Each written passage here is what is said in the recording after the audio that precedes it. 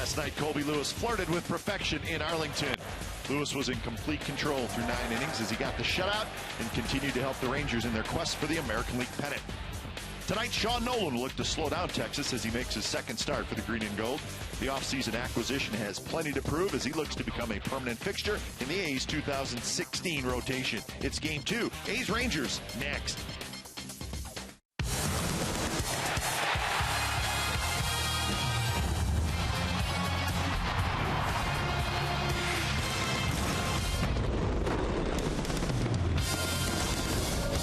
It's a beautiful night for baseball at Globe Life Park in Arlington. A's were shut out last night 4-0, so they will try to even up this series at a game apiece and get a win tonight. And the pitching matchup, that's the veteran Yovani Gallardo for Texas. And the A's will send the rookie left-hander Sean Nolan. So there is your pitching matchup. It's Game 2 of the 3-game series. It's the A's and the Rangers coming up on CSN California.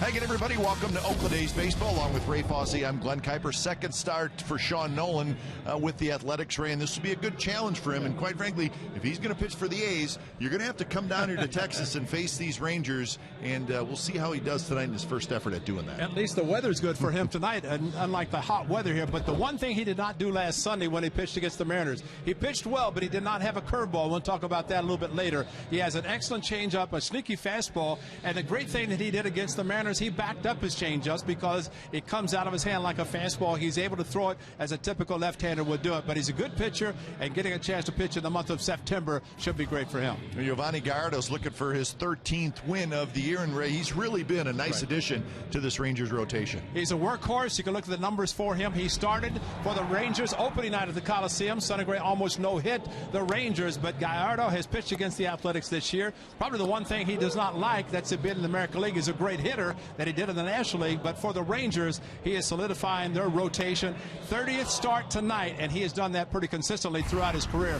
But the A's know him. Let's just see if he can get the ball down and let the A's do some hitting. And the Rangers have first place in their sights. They're just a game and a half behind the Houston Astros. We'll have lineups and first pitch from Arlington when we come back. Game 2 of the series. It's the A's and the Rangers, so stick around.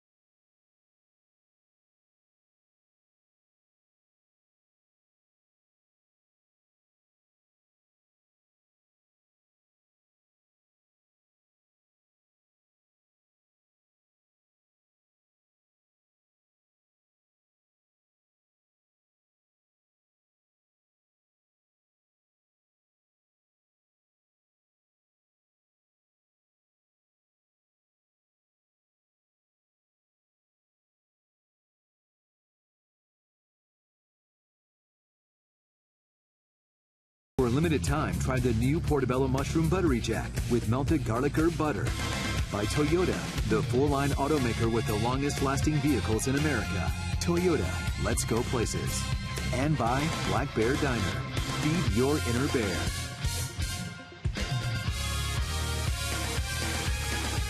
We are inside Globe Life Park in Arlington, Texas. Beautiful statue of the great Nolan Ryan.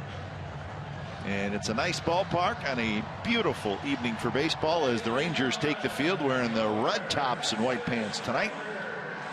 A's will wear the gray pants and the green tops as Yovani Gallardo heads out to start his warm-up tosses, and we're just about set for baseball. Game time weather presented by the Santa Cruz Beach Boardwalk. Get to the beach. The admission-free boardwalk is open this weekend. 82 degrees, and we say to that, thank you very much. It is beautiful. Actually, a nice, just a slight breeze. It's not really as windy as it usually is.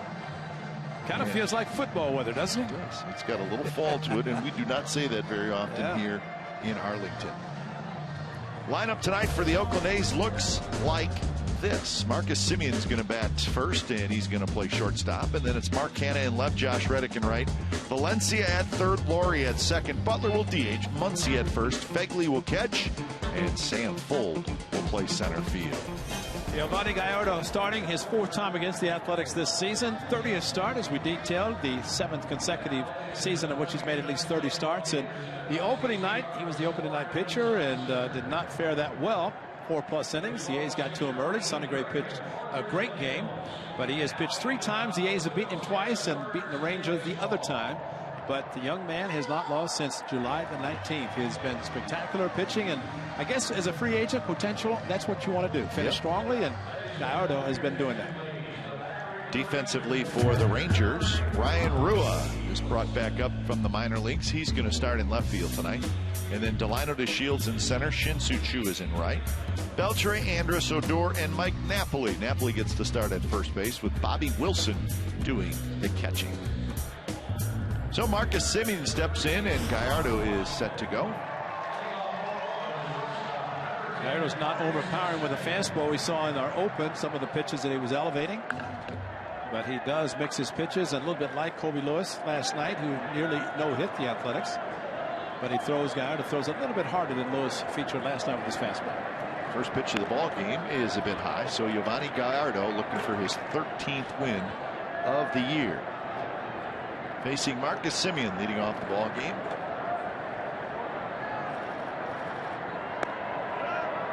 So 2-0 the count. Umpires tonight calling balls and strikes is Marvin Hudson. Hunter Runnelstead is your crew chief, and he is down at third. Semien on 2-0 hits a high pop-up, headed for the seats and into the seats, lower level. 15 rows back. Bobby Wilson, and we should mention, Ray, Robinson Chirinos, who does most of the catching for the Rangers, is a little bit banged up. His shoulder's bothering him, and I don't know if that we'll see him in this series. Well, as well as he throws, I think the A's would be fortunate if he does not play. Although last night, Jimenez caught Kobe Lewis. Tonight, it is Bobby Wilson, the veteran. I think about Chirinos. He could throw and proved it last year, especially the final weekend in the regular season. 3-1 pitch is foul back. Second level over to our right, and now a full count. There's Robinson Chirinos. Gallardo just did on the 3-1 pitch to Semien exactly what Kobe Lewis did last night. Here it is. Through an 86-mile-an-hour fastball, about 4 or 5 miles below his normal fastball, and Semien was out in front like the A's hitters were last night. And Semien takes a pitch low, and he's got a leadoff walk. Unlike Kobe Lewis last night, who was able to pitch 9 innings, Gallardo throws a lot of pitches per inning. He is, I think, second in the league this year against the A's. 4 + 7, 6 2/3 of the innings pitched against the Athletics. And the A's have been able to score some runs against him. So here's Canna. And the deal with Gallardo, now he's been a good pitcher for a while now. I think he's gone over 200 innings a couple times in his career. He has a career record of 101 and 73. That's pretty good. But see, the pitches per inning, second most in the American League. And what has happened with Gallardo is he's made every start, but he has not been able to pitch deep into games. I mean, if you look at his starts this year, a lot of 5 1/3, 5 2/3, and it all goes back to just throwing a lot of pitches. He's a good pitcher, but I think if you asked him, he'd say, you know what, I need to pitch deeper in the games, because he has done that in his career. And if you pitch in Arlington, Texas, where the heat usually will take its toll on the pitchers, you want to have a starter to go deep in the game because you don't want to wear out your bullpen. That would get it started first tonight with Moreland not playing, with Sean Nolan, the lefty, pitching. That one bounces away from Bobby Wilson. Called it a strike. Called it a swing. He checked this swing, it looked like. The pitch was in the dirt, but said he went around. So it's a strikeout and a wild pitch. And I don't know that Mark Canha got a strike in the 3 pitches. This curveball definitely out of the strike zone. And appeal to first base. David Rackley, he said he went, but first base is occupied, which means Canha cannot advance to first base. And that clearly was a swing. Bobby Wilson could not handle it. Going the second with a wild pitch, Simeon. A little unusual to see Canha swing at bad pitches because he's usually pretty disciplined. So here's Reddick, runner at second now. And the first pitch is a strike. A little bit more on Gallardo. As Ray mentioned, he will be a free agent. He's only 29 years old. And he's been pretty durable in his career. He's 6th in the American League in ERA with that 3.16 number. And he's also 4th in the league in walks. So that's been a little bit of an issue for him. But ERA is pretty good. Came over in a trade in January from the Milwaukee Brewers. Okay, as well as he hits, don't you think you might think about National League just to, pitchers who at least can hit. And he's one of the good hitting pitchers. I would think they want to be able to pitch in league. Of course, as a free agent, you're going to take pretty much what you can get. But he does take the baseball. There's no doubt about that. And that is attractive to teams that may want to sign him. Most consecutive seasons with 30 or more starts. Gallardo now at 7. That does make a huge difference when you set up the rotation and you know every 5th day he's going to be in it. Those are the type of pitches right there that you have to lay on, because he's going to try to get you to swing at pitches out of the strike zone, as Canha did. And again, this is the 4th start he's made against the A's this season, so they are familiar with him.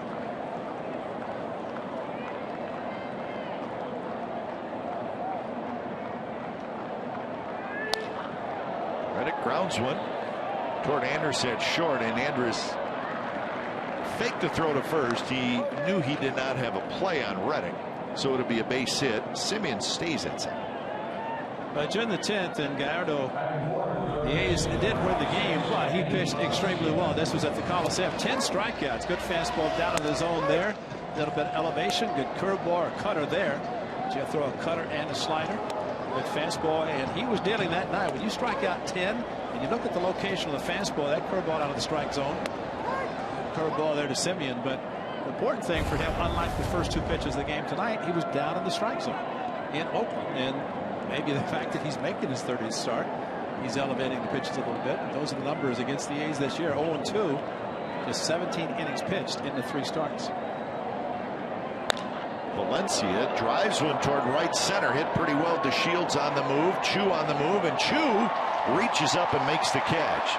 Both runners tag and move up. Valencia is retired on a long fly ball to right center, and again, DeShields and Chu almost a collision, and they did collide last night. Well, the pitch is away, and just think about a couple of balls that were hit last night. This one to right center. And really just have to emphasize again, the jet stream is no longer here at right center, because that ball normally would have been carrying, but Chu cutting in front of the center fielder. And really, you didn't see anybody talking. And usually somebody's mouth is moving, saying, I got it. But that's a dangerous situation when you have a couple of outfitters going after the ball. We could ask Troy Tulowitzki today. Yeah, Troy Tulowitzki ran into the outfielder. So it's been a good day for the Blue Jays, except for Troy Tulowitzki having to leave the game. We'll tell you about what's going on in New York with the Blue Jays and the Yankees as our ball game moves forward.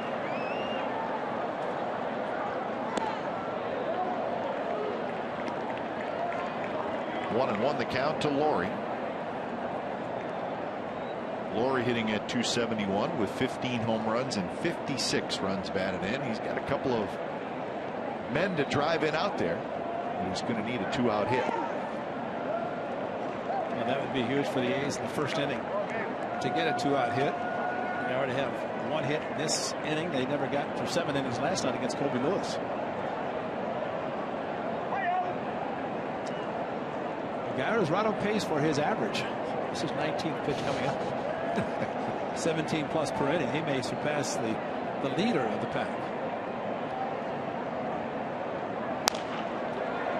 Beltre stays down on it. Side retired.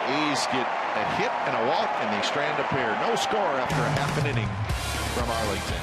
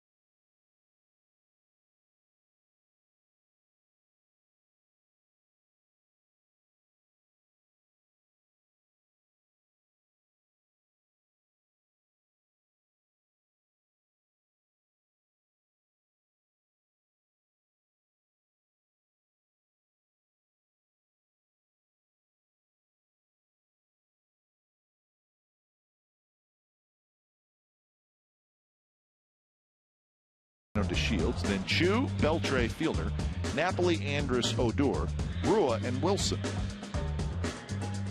Sean Nolan starting for the Athletics, his second start last Sunday, the 6th. He started against the Seattle Mariners, so he's got an extra day with the off day on Thursday. But Sean Nolan's got a good changeup, and I guess you can look at there's your quality start. 6 innings, 3 runs, 4.5 ERA. And that's what he did in the losing effort against the Seattle Mariners. But his curveball was not working that great, but he did have a good fastball and a changeup. And as we have talked about, adding a lefty into this rotation with Scott Kazmir traded to the Astros and should be a free agent. Sean Nolan acquired from the Blue Jays fits in perfectly. His defense has Canna, Full, and Reddick in the outfield. Valencia, Simeon, Laurie, and Muncy on the infield.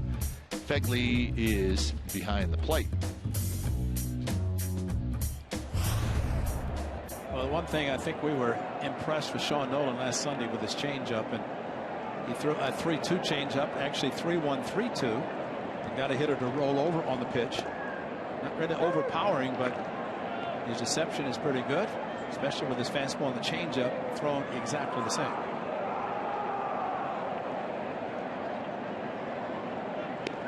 One attempt, he missed it 0-2. Yeah, it was really one inning that got Nolan. He gave up all 3 of his runs in the 5th inning. And when he left, the A's were trailing 3-0.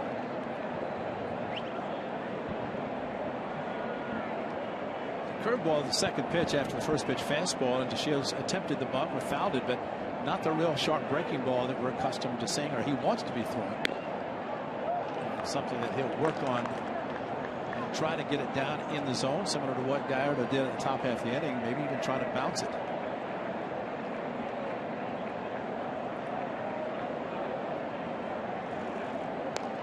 Here's the curve, and it's fouled into the seats.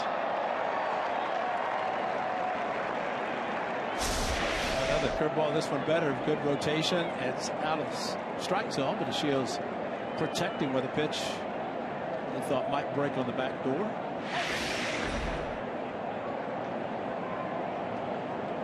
Defense straight away for DeShields. Rolls that one left side. Valencia ranges to his left, makes the play, and throws out the speedy DeShields.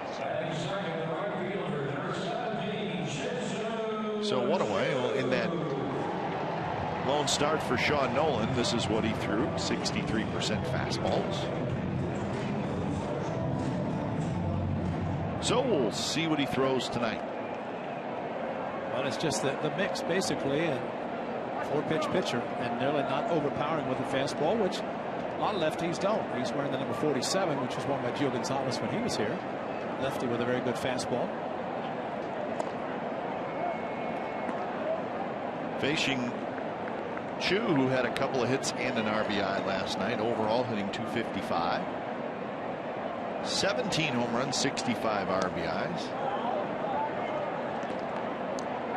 Good slider on the second pitch after missing with the first pitch fastball, and that's a good pitch to come back against the lefty to throw the slider. Drew belts one to center. Fold racing back. He's going to get there. Turns around and makes the catch. It's amazing what happens when a lefty throws a lefty hitter a slower top of a breaking pitch. They seem to be right on. And if it's hard, see, this was a curveball after the slider. Chu swung at it just like he knew it was coming, but the velocity of it, and sometimes a curve is a little bit harder to throw with decent velocity. Okay, I got a possible theory for you. Okay. Tell me if you think I'm accurate. I think when a left-handed hitter faces a left-handed pitcher, he looks for a breaking ball more than a right-handed hitter looks for a breaking ball against a right-handed. I think you're exactly right, because they figure lefty on lefty, they face so few that you're probably right. And that's why all the more reason we talked last night about Fernando Abad. When he throws it hard, they don't have a chance. Yeah. But if it's slower, then they're looking for it, like you suggested. You're looking for it, and it's slow, exactly. And you see it. Stay, because Chu, with that curveball, he didn't budge. He stayed closed. And Beltre did what he normally does. It's Carlos Gomez. He may have spun himself into the ground. Exactly. He does. I mean, he talked about swinging hard, but he's also gone down to one knee and hit home runs too. But that's Beltre. He has fun playing the game. Yeah, that one knee thing is kind of a setup, because I think Evan Scribner gave up a home run to me. He thought he'd been set up, and I said, no, that's just the way he swings. Swings hard, and at times will end up down on his knee, but tremendous power to be able to hit it out even from his knee. 1-2 pitch is hit up the middle. Laurie dives for it. It kicks off his glove. Beltre will have a hit.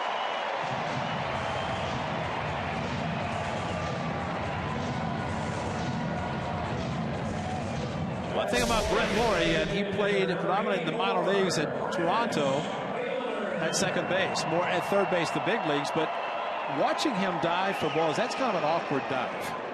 Puts his right foot down. It's not a true all-out head first long dive, pop up, and again, it's called playing there a lot, and he did in the minor leagues, but he was saying at the major league level it's mostly third in Toronto. So here's Prince Fielder. And speaking of Beltre, Ray, remember he hurt his thumb earlier this year? Sounds to me like even at this point in the season, he may not be 100%. I think that thumb is still bothering him some. He's got it well protected at the plate and on the bases. Remember, we came in here and all of a sudden he was on the lineup. That's right. And it was bothering him. Yeah, and I think he's the type of player. He's played long enough. Came up at about 16 with the Dodgers, but he's played long enough to realize his importance in the lineup. Gold Glove third baseman, and his presence in the lineup hitting third means a lot. Laurie has it. Fires to first. Prince Fielder's retired, and so are the Rangers in the first. So no score after one.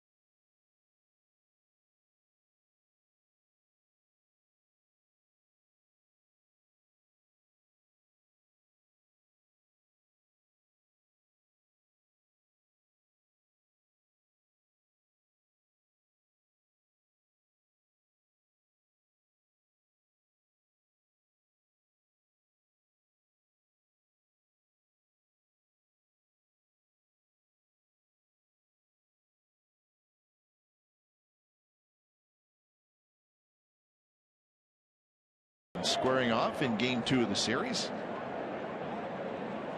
He's had a couple of runners off Gallardo in the first, but could not score. It'll be Butler, Muncy, and Phegley. Hayes with just 2 hits yesterday. Valencia and Phegley. They did not draw a walk. They struck out 4 times against Colby Lewis. So Lewis was the story of the game last night. Against the A's, seems like he's always the story.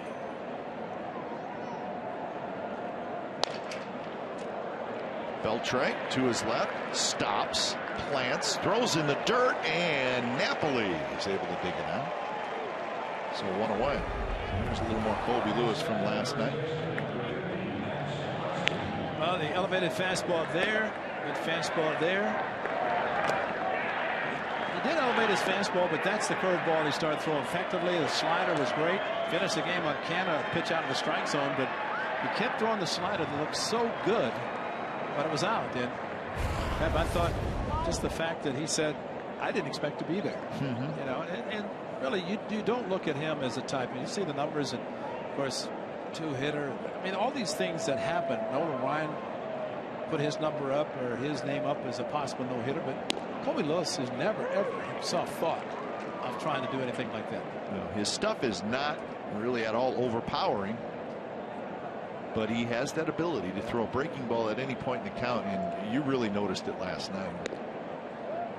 But I think when you have confidence against a team with the name on the front, forget about the names on the back, because it changed of names, but his success against the Athletics throughout his career has been unbelievable. And I think he'd been struggling, but just had a pretty good feeling that he was going to come back and pitch well against the A's last night. He did. And it was a much needed start, a much needed quality start for him and for the Rangers, because he really is sort of the backbone of that rotation.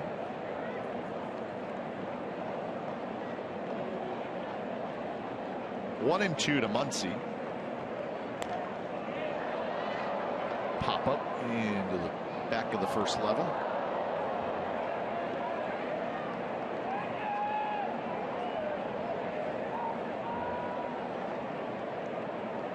It's interesting. Colby Lewis and Giovanni Gallardo both will be free agents after the season.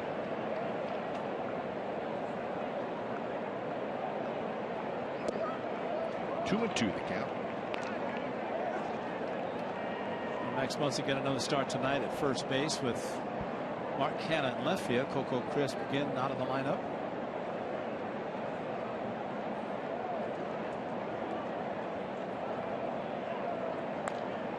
Reach for and foul back.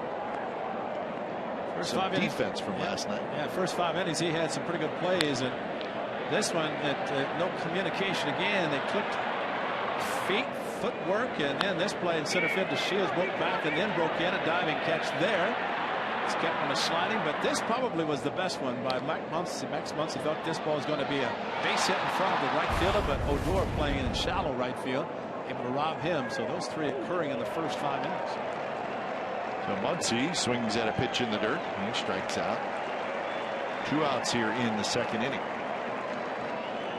Another curveball in the dirt, and Mark Canna in the first inning. And that's when you really have to pick up the rotation and know that it's a curveball, and know that if it starts and it's going to start there, it's going to end out of the strike zone. Good block by the catcher, and completed the 2-3 put up. Here's Phegley, inning 252 with 9 home runs and 33 RBIs.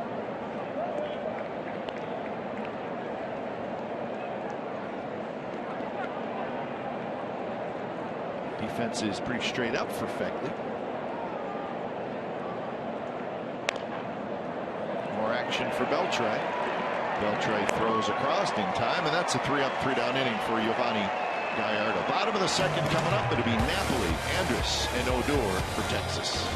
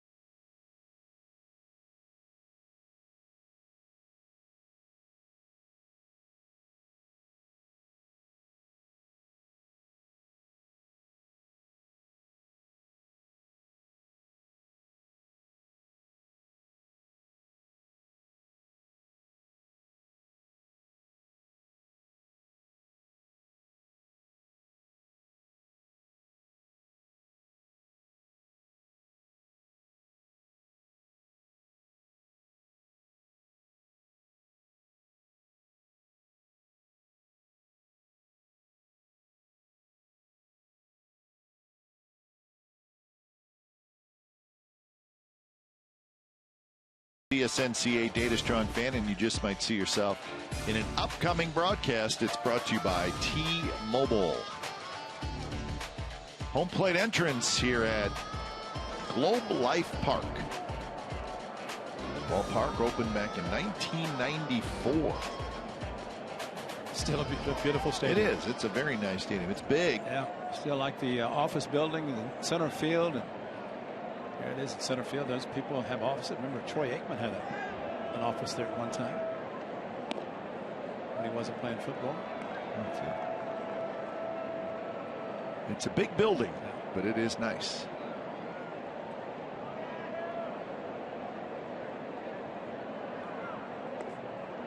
Mike Napoli. Of course, the ballpark that you played in when you came in to play the Rangers is no longer here, but it was right over there. Yes, it was. And it had a strong wind coming in from right field with no huge stands like this to knock it down. Well, it was a minor league park, yes, right? They just kind of added on to it. Yeah, Arlington Stadium. Yeah, until they built this. And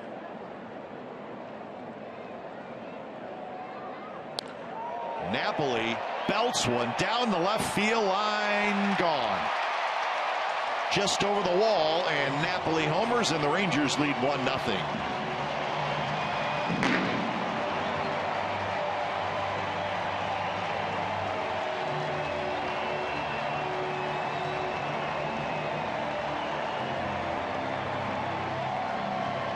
Well, we've talked about the curveball from Sean Nolan. Here's your curveball. Mike Napoli, who's played at Fenway Park with the Green Monster, but he is very strong. He can hit him out of any park, and he just showed it here at the park where he played and played well. Line drive just over the left field wall. But a curveball that just did not get down as far as Sean Nolan wanted it. So here's Elvis Andrus. All right, well, think about this, right? That wall out there is 14 feet high. That's not a home run at Fenway Park. It might just be a single. It's a single. That's right. Great point. It's going to bang about halfway up the Green Monster and go right back to the left fielder. Put another dent in the Monster, but you're right. And that was a sinking line drive that definitely would have been off the Monster. And with the way the outfielders can play the ball off the Green Monster in Boston, then it could have been just a single. Well, the Monster's 37 feet high. Right. This wall is 14. Look at the top spin on this curveball that Napoli watches. It starts to go down and just gets over the fence. Just barely. Just barely is enough. Hank Aaron said that about 750 times. Good pitch there, but called the ball. Didn't miss by much. 1-2 to Elvis Andrus, who's hitting .254. Well, we know that Sean Nolan had some injuries and spent most of the time in the minor league, just his second start. But Camp, I must admit, you come to the park, you learn something every day. And I learned something that I never knew, and perhaps you did. And for people who are listening, I did not know that baseballs in AAA were different than Major League Baseballs. But I talked to Aaron Brooks and Sean Nolan. Well, good. That makes me feel better. but I talked to both of them because Nolan had trouble with his curveball in Oakland. And Aaron Brooks looked like he was overthrowing his changeup. But Brooks said the baseballs are different, that those changeups you're throwing were like cut fastballs. And Nolan said the seams are different to Major League Baseballs than they are minor league baseball. They have a higher seam in AAA than they do in the Major Leagues.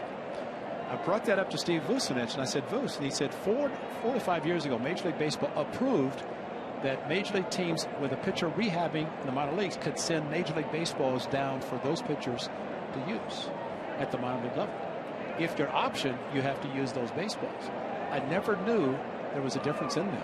But why would there be a difference? That's what I said. This one's hit to left, but Canna's going to get back there. Still going back. He's got it. It just doesn't make any sense that they would be different. Well, Sean Nolan said at the minor leagues, AAA, the seams are higher, which makes for better curveball. I was going to say, wouldn't that be better for a pitcher? Yeah, the higher seam. Higher seam. Right. But he said they were closer together. At the Major League level, and he showed me, he said the seams are lower, but they're spread out more. So you think about gripping it, he's not able to throw his curveball as effectively last Sunday because he kept hanging there. And he said the baseball was so different. And when Vuce said that Major League Baseball approved that because now pitchers can go down to rehab, but they can send baseballs, Vuce said he actually Muncy, what a play by play. Max Muncy. Terrific play, sliding right in front of the Rangers dugout.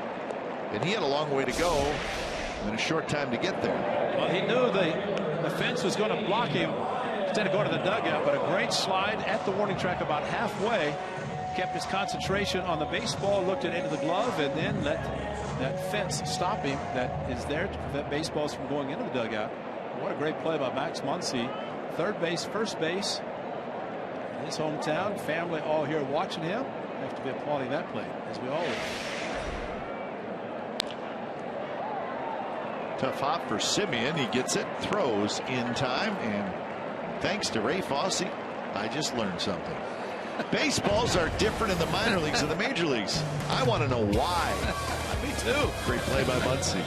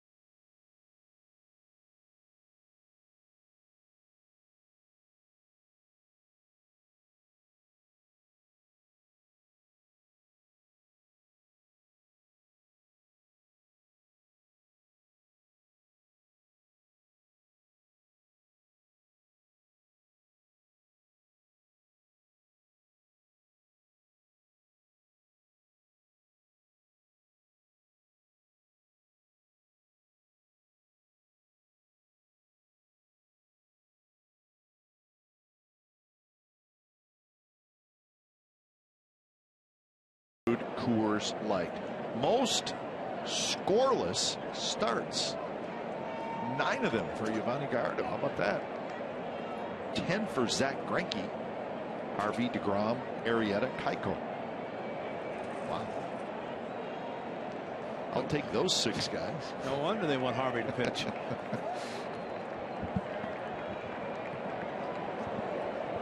Foltz, Simeon, and Canna for the A's here in the third. Mike Napoli's home run has given the Rangers a 1-0 lead. A little bit inside. Looks like Marvin Hudson has a fairly tight strike zone tonight. Pancho Wendelstedt loved last night because he had Chavez after the first inning pitching great. And of course, the near perfecto by Kobe Lewis makes an umpire's job great. He made a lot of people look great last night. Kobe Lewis. Sam Fuld rips one right center, hit well. DeShields at the wall, and it's off the wall. And Sam Fuld to second with a leadoff double. Just missed a home run. Correct me if I'm. There's no jet stream anymore. Well, I'm thinking that ball's going to go out. I am too, and I'm thinking those balls that were caught by Chu cutting in front of DeShields. I mean, this ball before the last couple of years, that's in the bullpen, and look where it lands anyway with no help at all. But normally in Texas, as we have detailed, with the wind hitting the back of the stadium and blowing out in that direction, but it's just not happening. Of course, it's hardly blowing tonight at all anyway. Yeah, it really blew right out to the bullpen. Rangers bullpen in deep right center. Marcus Semien, who is very good at going opposite field, and this is a time of the year where These are trying to win, which means that you play good, fundamentally sound baseball and try to get Sam Fuld to get third base with 1 out. Swing, going to miss. Breaking ball by Gallardo. 0-2 the count. Back-to-back sliders from Gallardo, and really you stay back, stay inside the ball. Those are pitches to go to right field.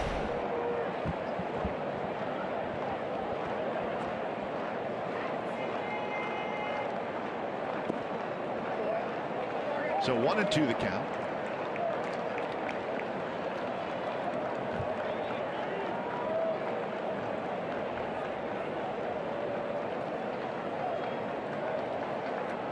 Simeon walked in the first inning.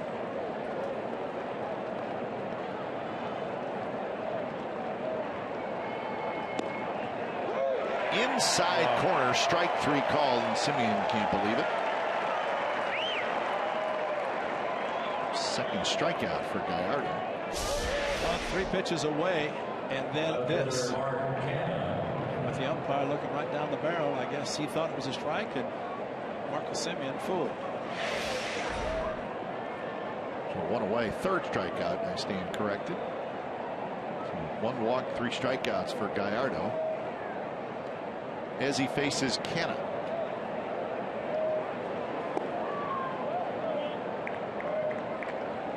Canna struck out swinging in the first, chased a pitch in the dirt.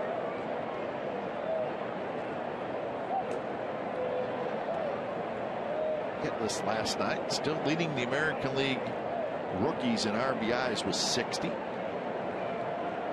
Mark Canna has proven, especially for him to hit 2-strike fastballs and pitches in general, 2 strikes, and hit them hard, is that he's strong enough. He doesn't have to go after the ball. He can let it come to him, which means that you can see the pitch longer and not swing the pitches out of the strike zone.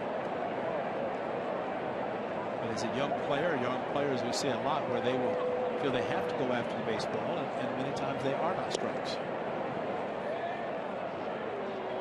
The 2-0 now to Canna. It's the hot cold zone. So he likes the ball up. Yep, those are the home runs he's hit. Yeah. Line drives he's hit with high fastballs.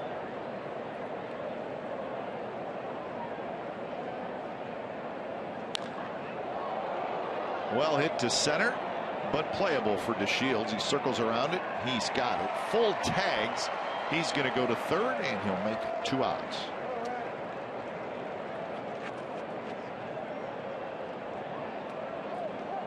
And it's a matter of repeating, but you get the runner to third, that's a run. Yep. And that's why it's so important in the leadoff double, somehow, some way, to get the runner to third base, because he can score in so many ways.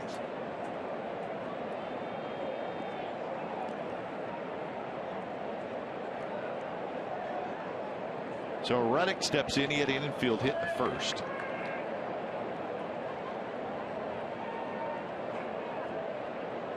Reddick, his average with 2 outs and runners in scoring position, 396. So that means another base hit to left field, right? Yep. Unless he makes a mistake and pulls the ball in the seats. Had a good swing, and the count is 0-1.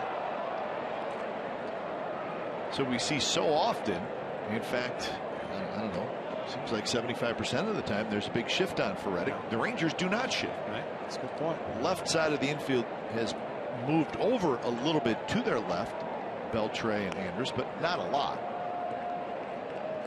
Well, you think about the base hit that he had to shortstop, it was just to the right on the shortstop Andrus, and just like you said, if it had been playing where they normally shift, it would have been a clean base hit in the outfield, but this one was not. Staying away, 2-1 the count.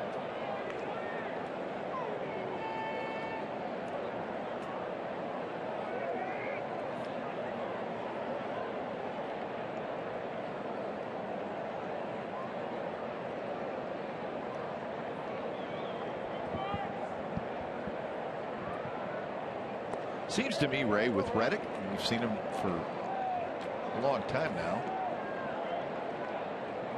you pitch him away and play him away. Yeah, exactly. Yeah. Right? Exactly. And if he gets base hits to left field, fine, but he's not beating you with the long ball, which he can do if you come in on it. So missed away, and it's a walk. So first and third for Valencia. It almost looked like a pitch around. I mean, just nothing close. And I think to your point, staying away from him, because any left-handed hitter, you're surprised if a catcher calls for anything on the inner part of the plate. Because if a mistake occurs, then you got to get into the cheap seats. Comparable to Yankee Stadium, the distances are larger here, or deeper here, but the ball travels very well.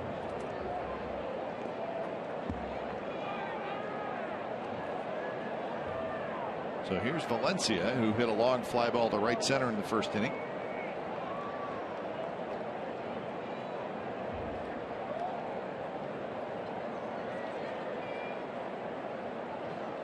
First pitch is like a little cut fastball, and he swings through it.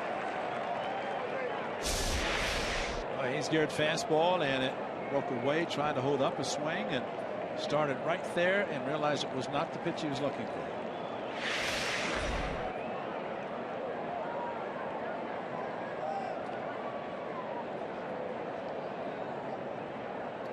Reddick runs, and the throw through does not happen. Wilson fakes towards second, and neither middle infielder went to cover.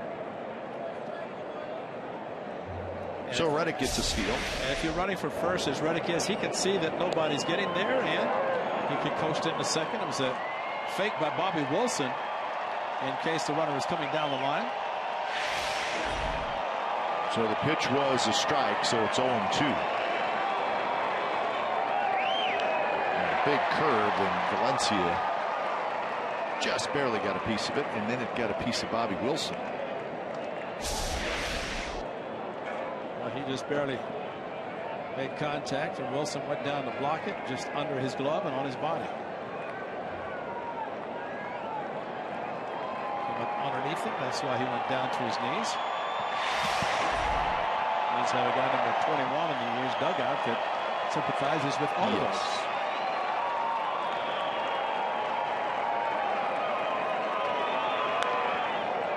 Gallardo reaches down and grabs it, and the side is retired. A strand to pair.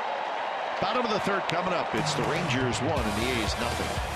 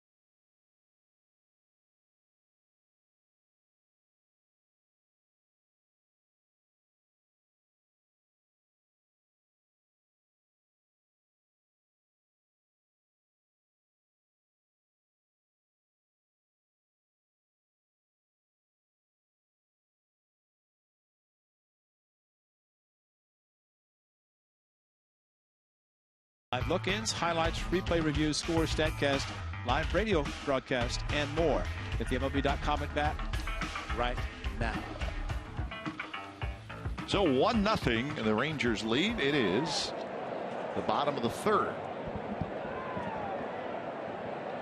First pitch to Bobby Wilson is low. So during the break, we got a visit from Zach Bash from the A's media relations department. He's on the trip with us. And Zach used to work for the Sacramento River Cats, and one of his many jobs with the River Cats, he purchased the baseballs for the team. So we thought he may be a guy to ask about our question about the difference with minor league baseballs, major league baseballs, or basically why is it done. Didn't sound like it had anything to do with cost, but he made the point of the seams are very, very high on a college baseball. And you get to the minor leagues, there's Zach. When you get to the minor leagues, the seams are smaller than the minor leagues, but not as big as the major league.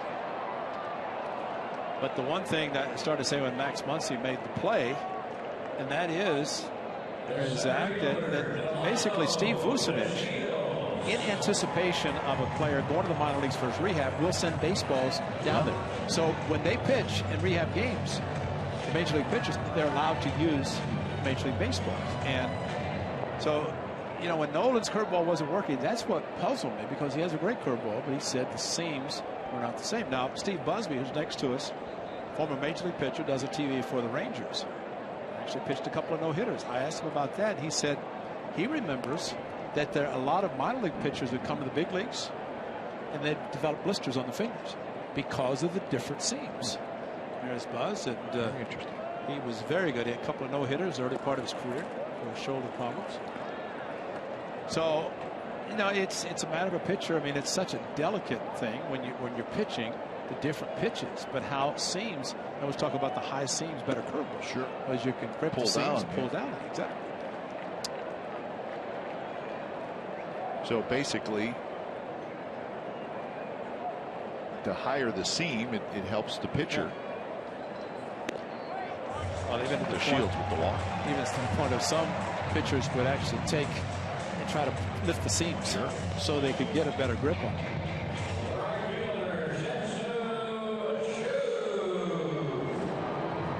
So we learned something every day. Real high seams in college. Yeah. A little bit less in the minors, and small seams in the big leagues. I'm just thinking about Barry Zito, who pitched exclusively this year at AAA. Just wonder how his curveball was, because he's got a great one. Not that he needed much help, if anything, because of his great delivery and with his curveball. But he had to use the AAA baseballs. Aaron Brooks said that when he was optioned to AAA, every chance he had, he would throw on the side with a Major League Baseball, because he thought he's going to be coming back, which he is here. But he just wanted to try to keep that consistency.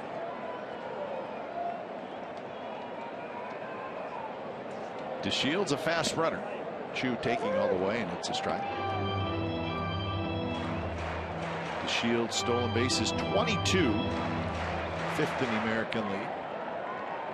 And thrown out 7 times.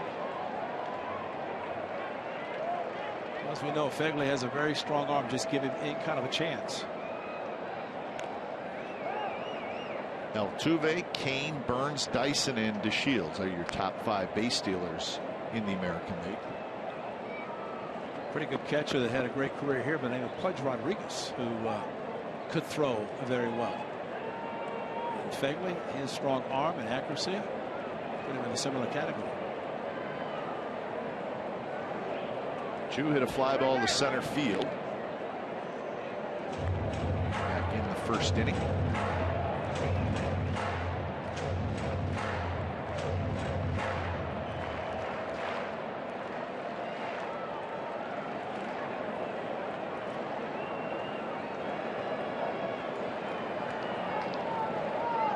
Inside, bends Chu back out of the way, and Chu, he does get up on top of the plate a little bit. So this is going to happen to him occasionally. A little quick pitch sidearm by Sean Nolan, not able to finish to the outside part of the plate. And I like your theory about lefty on lefty, because I think a lot of times the left-handers pitching, there's so few left-handed hitters that will face them, that if they do, they're going to see a slider. See some sort of breaking ball, slider, curveball away from them normally. I mean, if you're a left-handed reliever,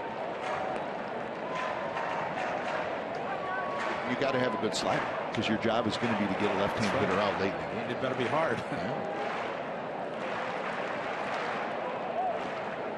2-2. Shields not running. Swing and a miss. Took a little bit off, and Chu strikes out. That's the first strikeout for Nolan. 2 outs here in the third. Always difficult for a hitter with a potential base stealer at first, and for Chu, getting different looks from Sean Nolan, and maybe that curveball. A good one from Nolan in the dirt.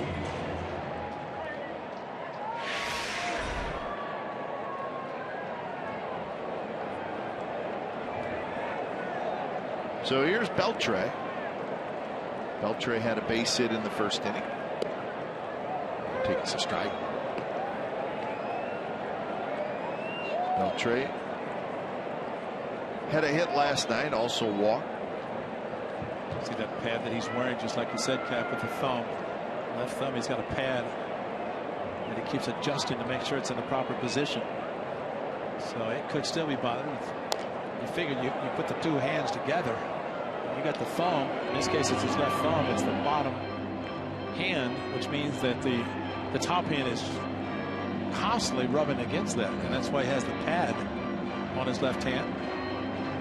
And you will see a fair amount of hitters do that. It's just like a donut. Yeah. It's a little mini donut that slides right over top of the thumb. That's a great shot there. That's just trying to eliminate that top hand hitting the thumb. He may have to extend the thumb out a little bit. But he wants to play, and that's admirable from his standpoint. And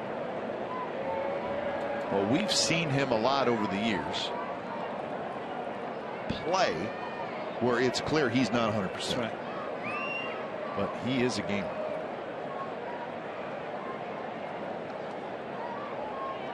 And he may be in the Hall of Fame somewhere.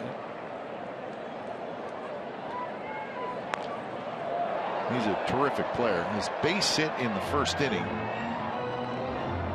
He now has 2,730 hits. He's got 408 home runs. He's got 1,434 RBIs.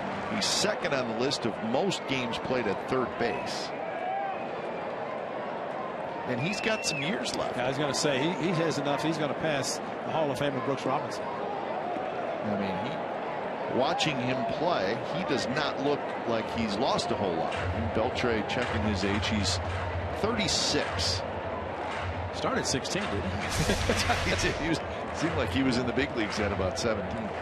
Blocked by Fegley, and the glove a little bit to his side.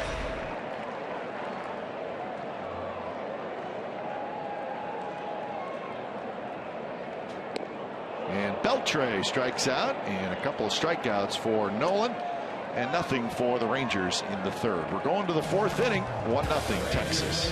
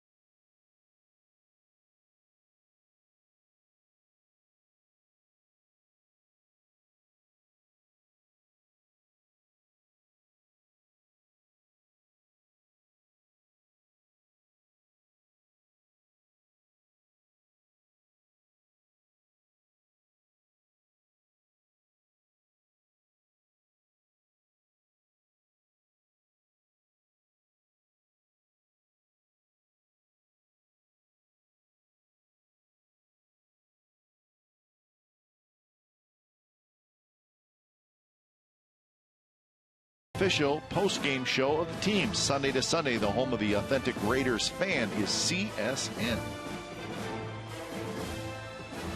1-0 Rangers lead. It's the 4th inning from Arlington.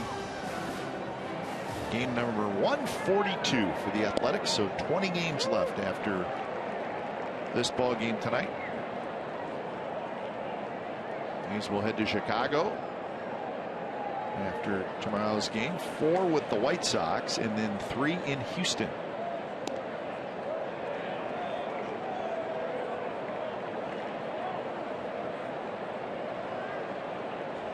Astros game should get started soon. The Astros and the Angels from Anaheim. Last night Anaheim won 3-2.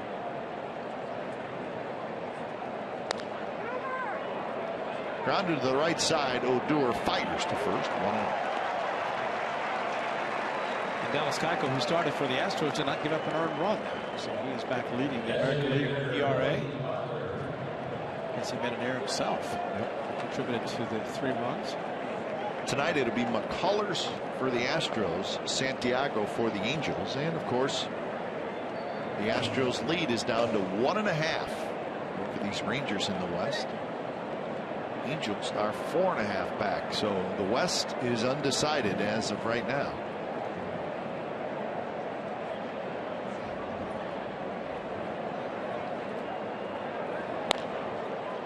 Beltre to his left. Very smooth, picks it and throws out Billy Butler. So a couple of ground ball outs here in the top of the 4th.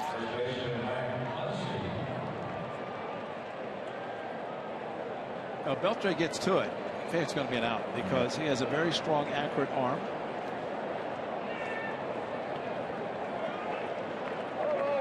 So 2 away. There's the West in the wild card. See the wild card, the Yankees 3 up on the Rangers. So the Rangers have that second wild card. The Twins just 1 game back. Angels just 3 back. So Texas is right in the middle of both the action, division and wild card.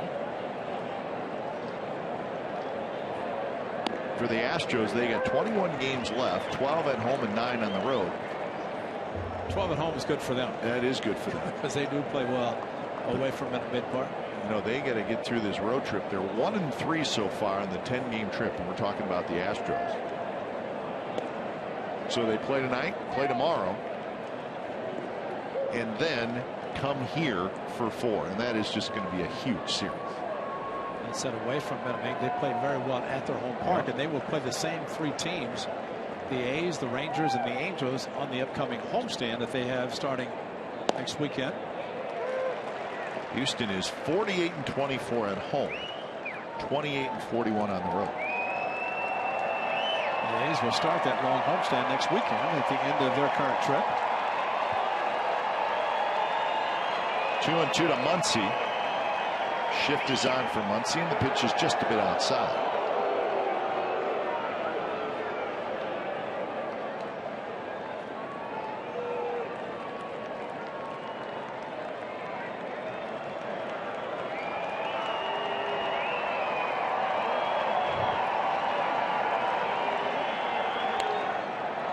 He reached for it, fouls it back. Count remains full. 61 pitches for Gallardo.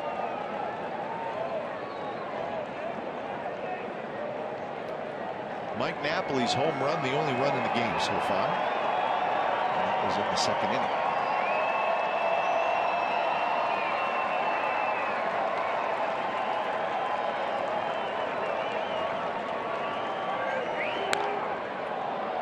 Fly ball down the left field line, and it will head into the seats.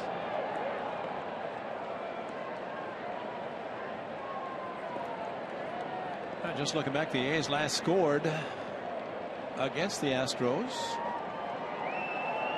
It'll be in the 6th inning on Wednesday. Shutout last night and shutout the first 3 2/3 tonight. Remember, the Rangers came into this series starting last night with 18 consecutive scoreless innings, and they scored 3 in the first inning and won the game. High in the air, left field.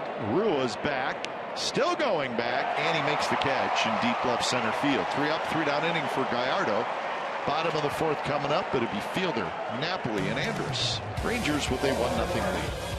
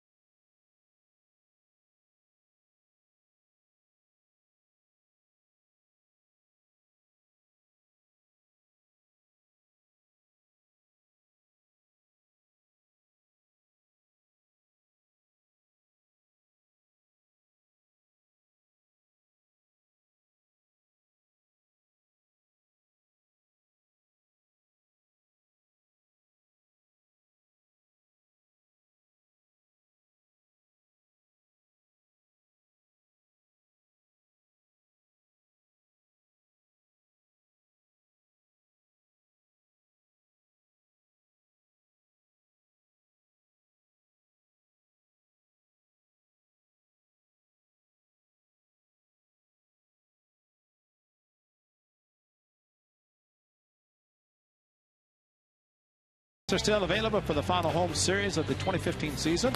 And the A's play host to the Cross Bay Rivals from September the 25th through the 27th. Come out and support the green and gold as the A's close out the year's home slate. Get your tickets now online at athletics.com/tickets or by calling 510-638-GO-A's. They even have the sound effects, huh?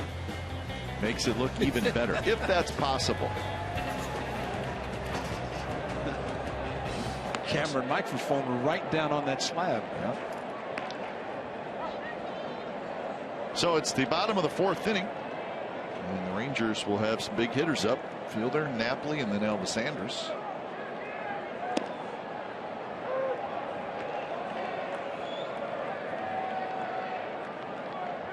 Prince Fielder grounded out to the second baseman in the first.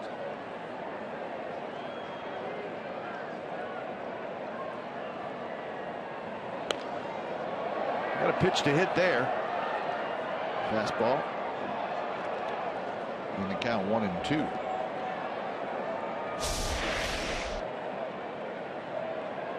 That's a pitch that normally he would hit in the seats in left field. Maybe had a little bit of a pull in his swing, and as a result, hit it foul. Breaking ball stays up and in.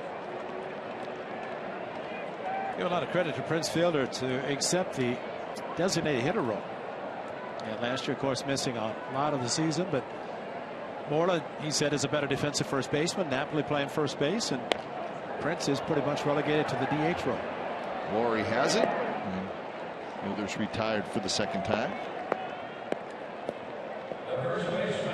Talking to some of the people here, said that they thought last year when Prince missed a lot of the season, they realized that the game of baseball is a lot of fun, and to have to sit out because of injuries kind of changed a little bit this year. And he's having a good season, but he's also as a DH, and coming from the National League, he was with Detroit and was brought in, and Victor Martinez injured his knee to play first base. Miguel Cabrera agreed to move to third base. But change of scenery for him, plus DHing and saying that Mitch Moreland's a better defensive first baseman. It's a pretty good year considering.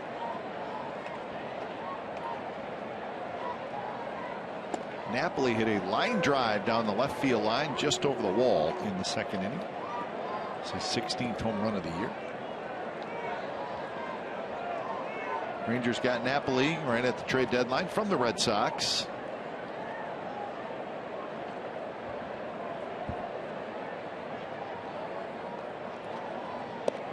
Good pitch at the knees, 1-2.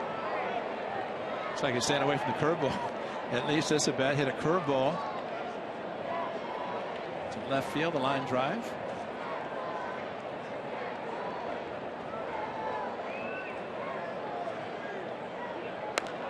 And that one hit high and deep down the left field line. Foul. Got to go back to curveball. That was a fastball. He's just a strong hitter. It's a curveball home run that he hit in the second inning. That's the only run. That top spin curveball line drive. I don't know how many thousand dents there are at the Green Monster, but that would have been a huge one. Difference in the hot to wall, like you said, and that's about 13 feet, enough for that to be probably a single. Fastball is high and happily checked his swing. 2-2 the count. He does have an uppercut swing, and you're going to see it right here as he starts and is able to hold up. And that's pretty strong wrists, hands, and forearms to be able to stop the swing. Good off-speed pitch by Nolan. It drops just a little bit low, so full count. Elvis Andrus in the on-deck circle.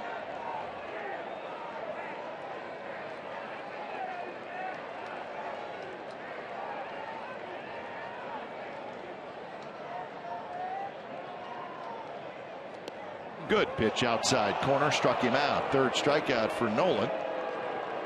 So 2 away here in the fourth. Always amazes me when hitters guess in 3 and 2. And to take a fastball, and he's looking for maybe the curveball that he hit for a home run, but he knows the strike, and he just wasn't looking for it. And that is very surprising. You get 2 strikes, you better look for baseball and adjust. Take a rip at it. Yeah, I mean, to me, that's the worst thing, to have to go back to the dugout and think that you took a 3-2 fastball. And I mean, most guys will look fastball and adjust on another pitch. First pitch strike to Andrus, who hit a fly ball to left field in the second inning.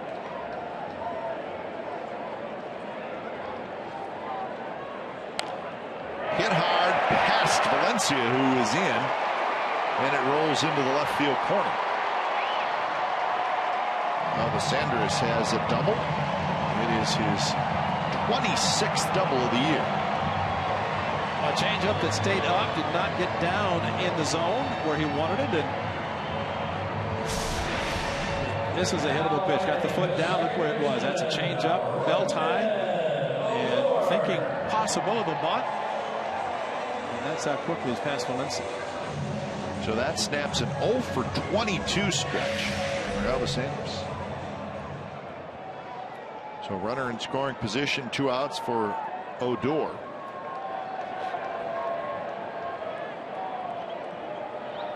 Odor tried to bunt in the second inning, and Max Muncy made a great play in foul territory.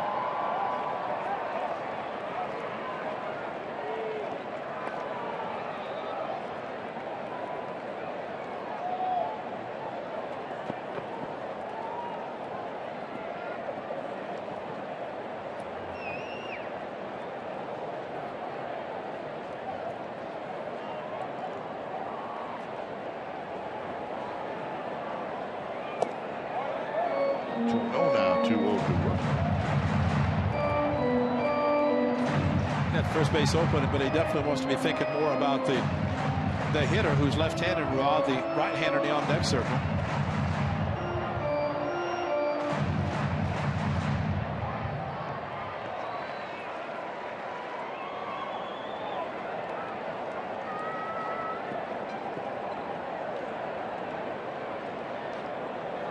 That's Ryan Rua. Simeon playing right behind the runner at second, Andrus. So 3-0. The pitch not close.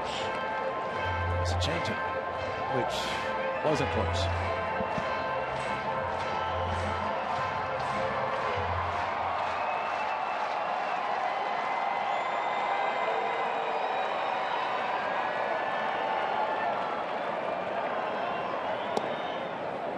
Outside, so it's a 4-pitch walk to Odor. Second walk issued by Nolan.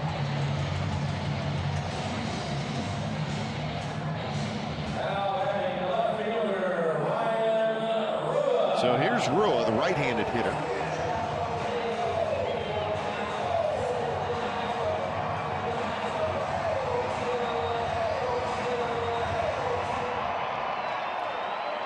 Rua grounded out to short to end the second inning.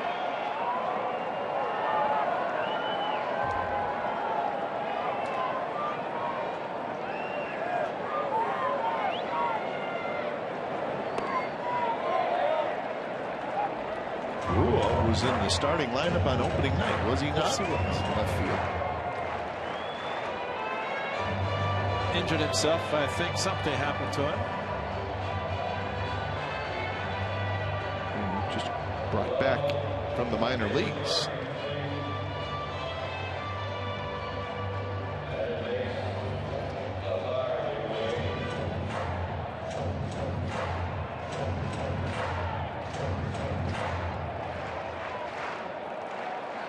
Good memory, Cack. He started in right field. He got the first hit off Sonny Gray. That's right. Then he Sonny broke got up the his no-hitter. no-hitter. Happiest day in the world for manager and pitching coach. Have to worry about pitching a no-hitter opening night, throwing all the pitches. But it was a base hit that he got, and Sonny Gray pitched 8 shutout innings.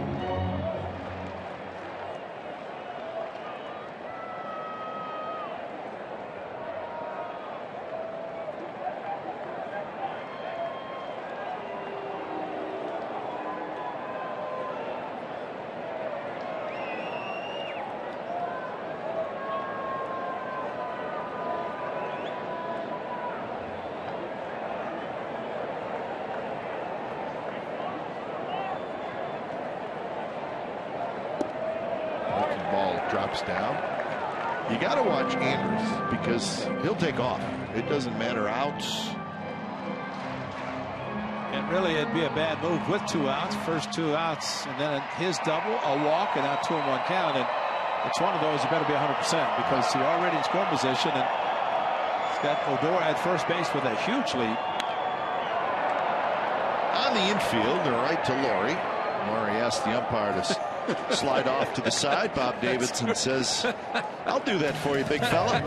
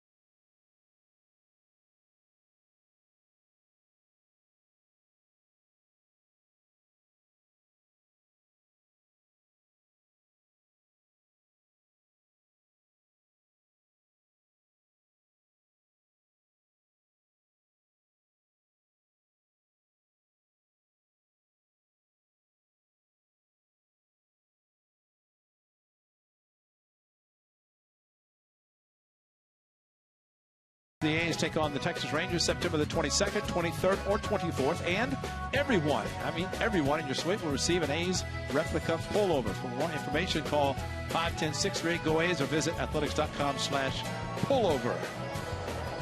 Steve, Josh, Marco, all those guys that take care of you with the suites. And it's a good gift. Although the weather's cooling off a little bit, so you have to save it, but you'll be able to have it anyway. That gentleman going with the gold top tonight.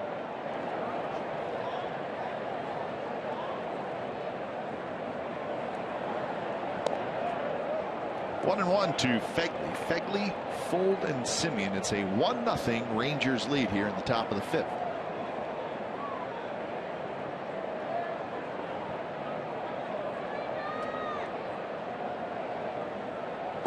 Slider, swing and a miss. 1-2.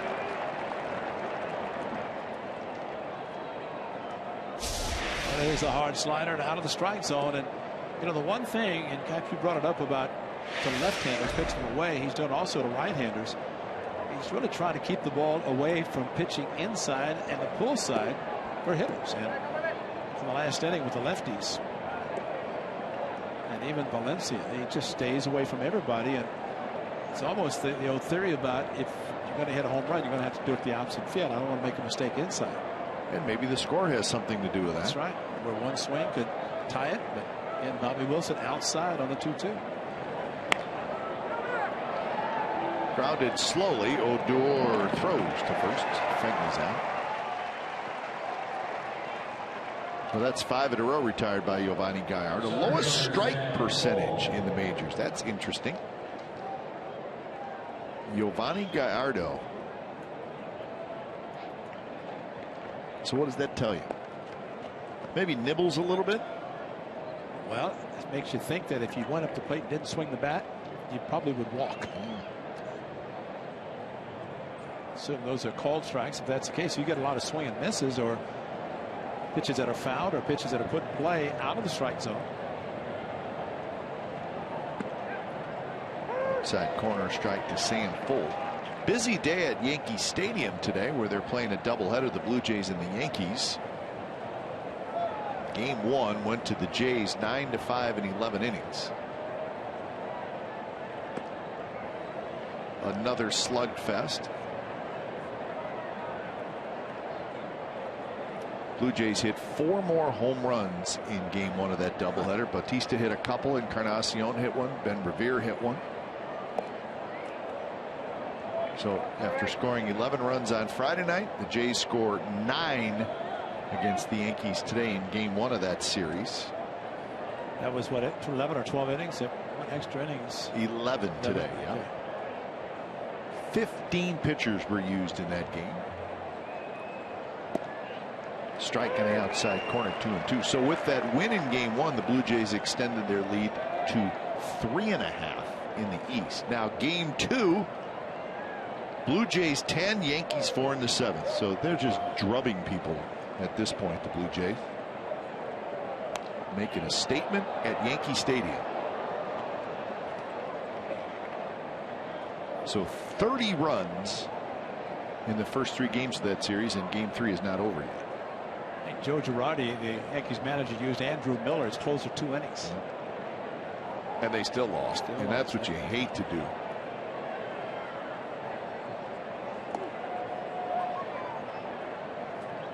Learned today that Jose Bautista hit his first home run of the season to right field. That was Yankee Stadium. Thought it was a fly ball, went second row. Sure. You know, but then he crushed one off of Batanzas, just straightaway sent on a fastball. Between Bautista, Encarnacion, and Donaldson. That's some firepower. And that one's going to get through into center field, and Sam Fold is 2 for 2. Double in the 3rd, single here in the 5th. Good job by Sam Fold, who last night was inserted late for Billy Burns, and lead off tonight, starting in center field again, hitting 9th, and has doubled in singles. Double last at bat to lead off the inning. This single up the middle, and a good job for him, taking the count to 3-2. Now, he did not swing at bad pitches that Gallardo threw, and ended up getting a base hit. So runner aboard for Simeon.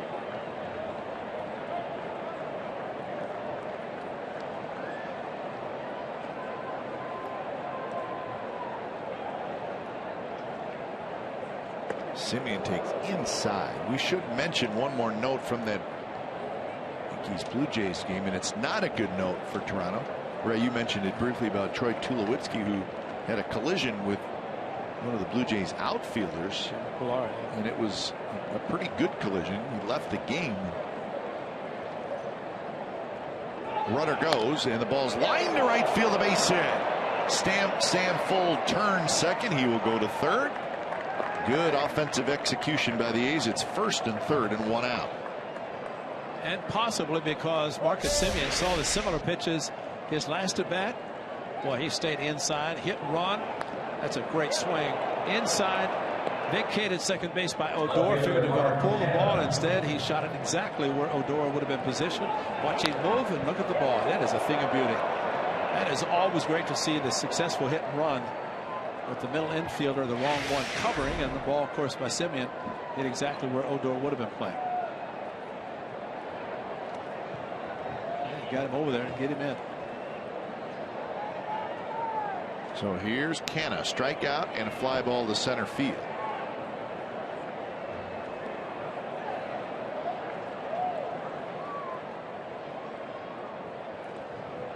So Ray, that note, Troy Tulowitzki, a small crack in his left scapula. Well, he did. Adrian Beltre, he's a sneaky guy. He's been doing that for years. Yeah, he has fun playing the game. So that was the MRI that they did? Yeah, they just got it back. Wow. Small crack in the scapula, which is basically your shoulder blade.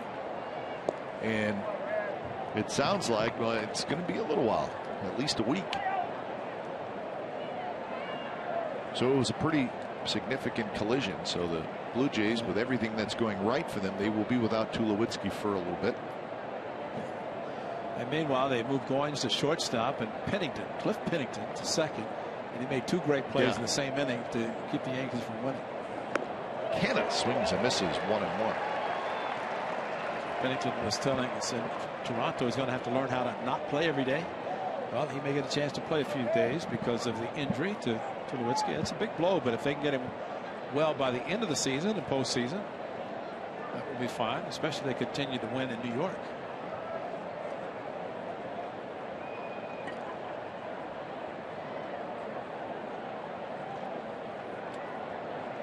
Canna chased it, and it's 1-2. So now he's got to put it in play.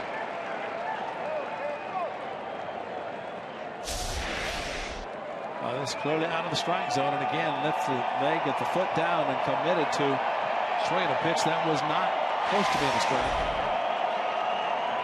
I think what we're seeing again with Mark Canna, he went through a little bit of a slump. He was not feeling well, and that contributed to a bit of a downturn. But players and hitters are going to have their ups and downs. Canna rips one left field, and it is gone. Wow. Just over the wall, a 3-run shot for Canna, and the A's lead 3-1.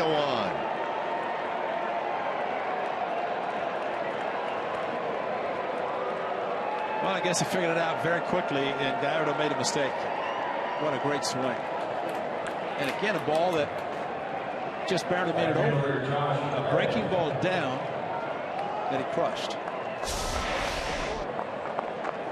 Last home run was against Casper, a 3-run shot, back-to-back 3-run home runs for Mark Canna. Went down and got the curveball. That is a good swing. What a great adjustment by Mark Canna. And again, it's 2-strike pitch. Especially after chasing the pitch before that. So his 15th home run, he now has 63 RBIs.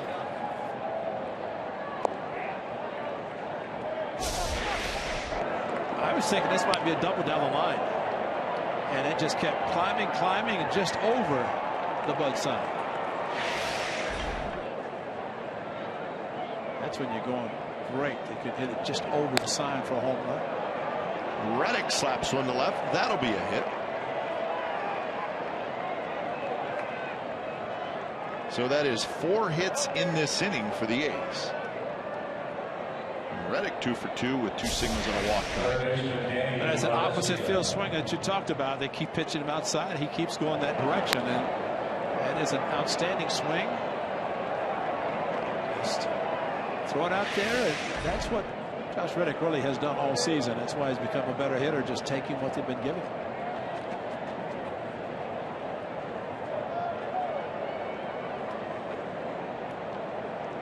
The A's with 2 hits through the first 4 innings, but 4 hits here in the 5th.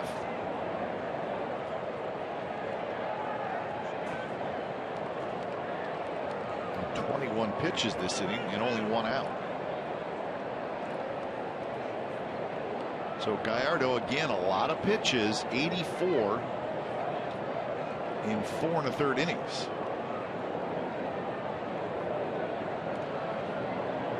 Valencia takes low. How about this guy for Mark Canha? 15 home runs, 7 of them with 2 strikes. That was a 1-2. Then 1-2 against Hernandez, 0-2 and 0-2. So I mean, this is just since the All-Star break. Says a lot about Mark Canha. Yeah. That's why a lot of people think he's already a real good hitter with a pretty good idea at the plate. And it may just show you too the breaking pitches. Gallardo threw a pitch out of the strike zone that he failed at, missed. And what does he do instead of going back out there? Maybe he didn't intentionally throw it to the middle of the plate, but a nice adjustment by Mark Canha to hit a home run because the pitch stayed more in the middle of the plate. 15 home runs. And another 3-run home run. His last home run was a 3-run shot, his first of his career. So what does he do? It's another one this time.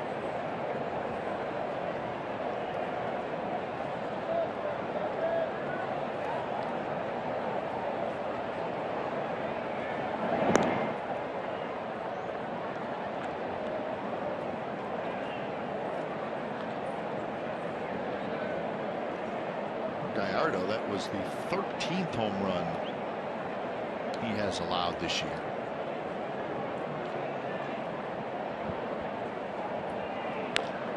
Valencia rolls over on that one. That big Dom down there? Big Dom's here. Dominic right in the corner, and I think he may have got the foul ball. He's probably going to authenticate it right now. There he Dominic. He's got his A's cap on. He's brought 3 buddies with him. Mr. Mickey Board Beetle got him tickets. Dom, just you see him wave? I want to know who he's waving at. He's just waving in general. Because Dom's in the house. He got a foul ball. He got on camera. So I mean, he's happy. Got his A's cap on. Dom is a lot of fun. I would not mess with Dom. And he is on vacation. So Oakland police officer. Yeah, he's on vacation. He can do whatever he wants. Said he'd never been to Arlington. He saw the big space ship next door. That's right. He may get another one here. Make a play, Dom. Not cool. Yeah, that group of gentlemen he's with, they got a doubleheader tomorrow. They're going to the ball game in the afternoon, and then they're going to the Cowboys game in the evening. So they're looking forward to that. Dom is starting his tailgating a little bit early. It's a tailgate kind of night for Dom. And he'll be over there tomorrow. He'll be there tomorrow. And should get a camera along. Just follow Dom around the Dom camera.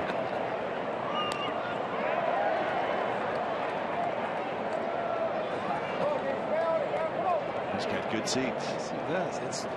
It's nice to know Mickey Morbido, isn't it? He'll take care of it.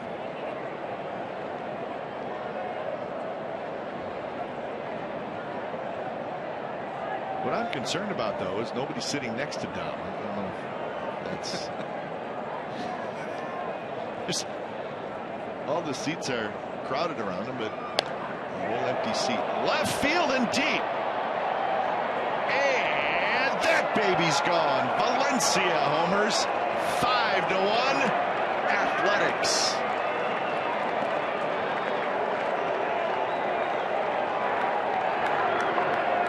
So number 14 for Valencia, and the A's going long ball here in the 5th.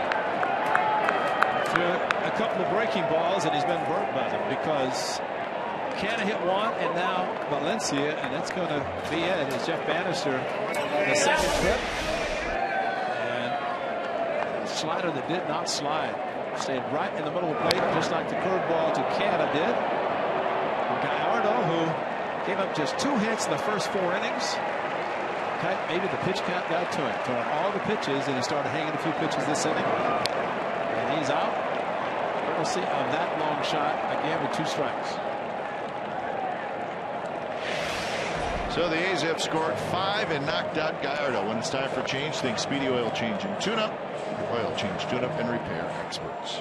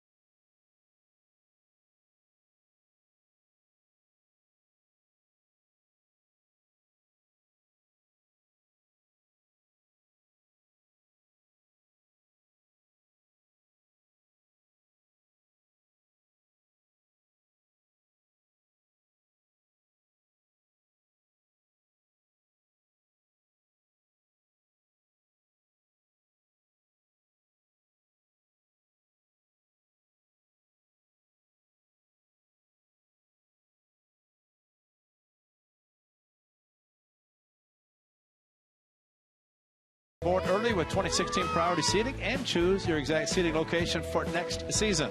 A's offer a variety of full and partial season plans that qualify for great benefits, including half-price parking, flexible ticket exchange program, and more. For more information, call 510-638-GO-A's or visit athletics.com/2016. Dominic's got his seats already. He's down on the runway. He'll be authenticating baseballs and all the other goodies. But tonight, enjoying baseball.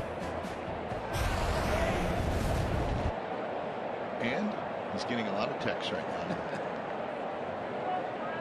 Since we've been talking about him, the A's have scored 5 times. So Ross Ohlendorf comes in out of the bullpen, the veteran right-hander. So he'll face Laurie, who's grounded out twice.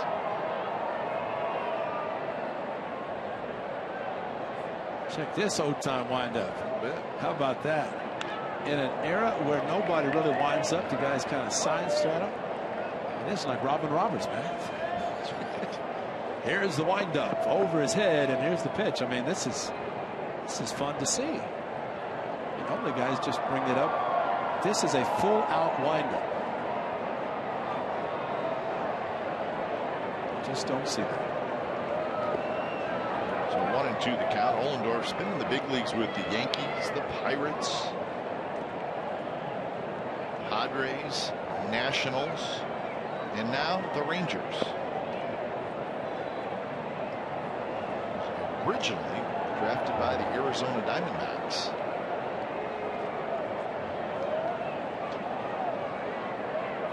One-two pitch. Fastball running in, and Laurie just got a piece of it.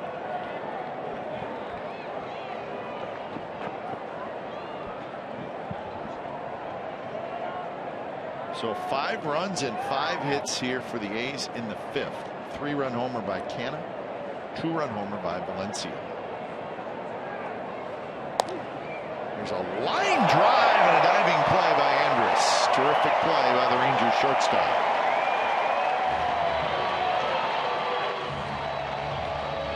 Well, it's hooking away from him too. That makes it an outstanding play as to his right, ball hooking and stretched out as far as he could. Robbed him a base hit. Laurie cheated and robbed right there. That looked like a single for sure.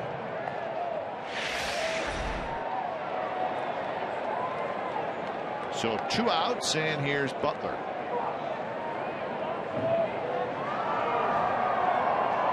Fastball first strike to Butler.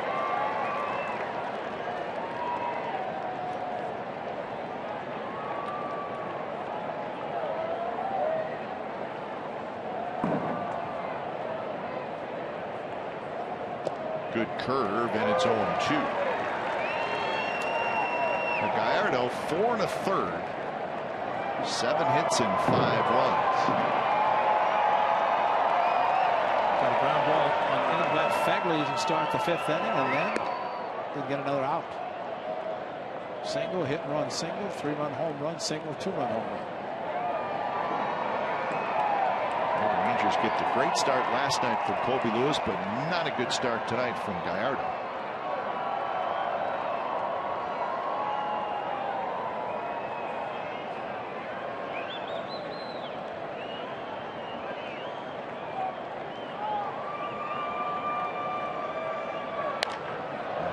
Rips one toward right center. Chu is there, fighting the lights, makes the catch. Side retired. A's do big time damage. It started with a 3-run shot by Mark Canha, and it ended with a 2-run shot by Danny Valencia. 5-1 A's as we go to the bottom of the 5th.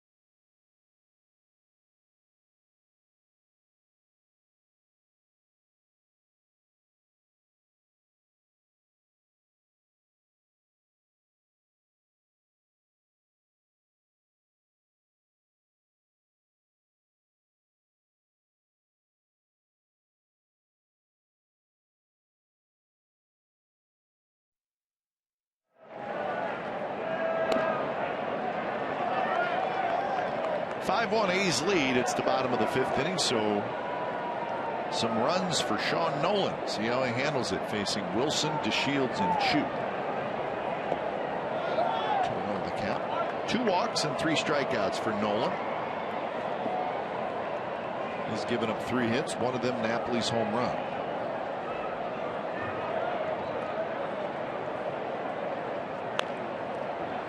Off the end of the bat, grounded slowly to Laurie, 1 away. About that pitch, 2-0. Here comes a big old fastball to an 84. That's why Wilson cued it off the end of the bat, and it's pretty good pitching by Nolan to be able to just throw the pitch down the middle. But Wilson thought it was going to be a little bit harder than that, so he could pull it. Instead, he did better. He completely swing and miss, but he hit it off the end of the bat, and a big out after throwing 2 out of the strike zone. So top of the order into Shields. Angels jump out to a 2-0 lead over the Astros in the bottom of the 2nd inning out in Anaheim.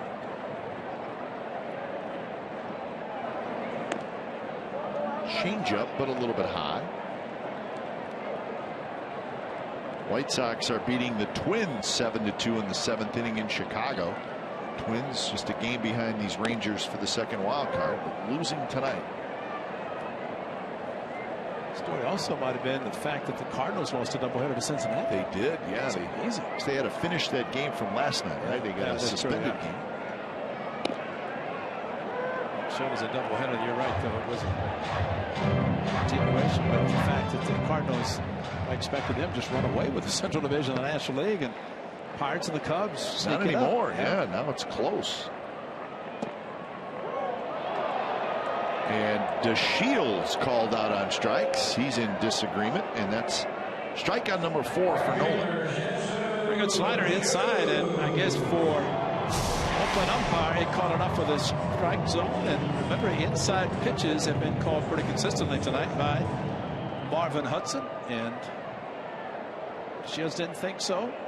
Slider.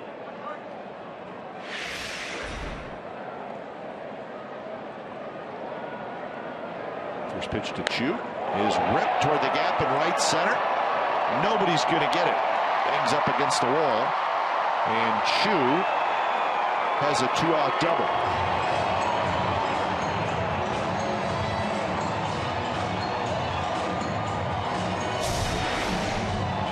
Yes, and got this first pitch fastball elevated a little bit.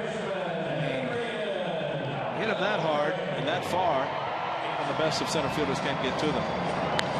Same full slide in left center, ball in right center. And sometimes you'll see an outfielder start to shoot a little bit opposite field as the count goes deeper in the favor of the pitcher. But this time Chu jumped on a first pitch fastball.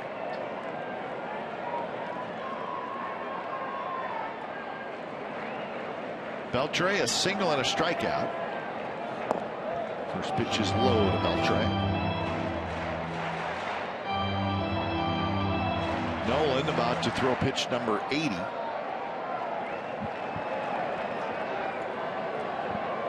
In his last start, he threw 85 when he went 6 innings against Seattle.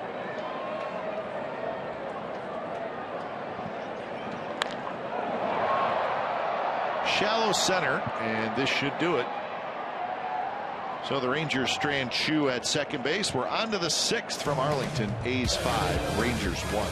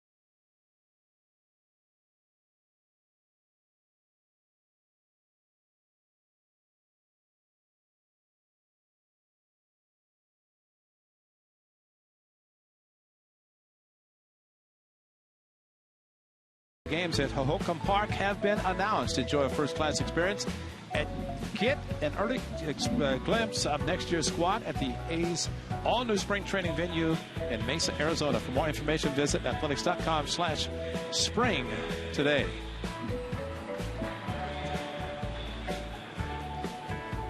Can't wait, Ray.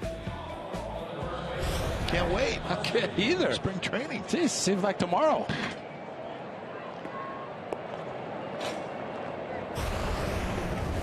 It'll be here before you know.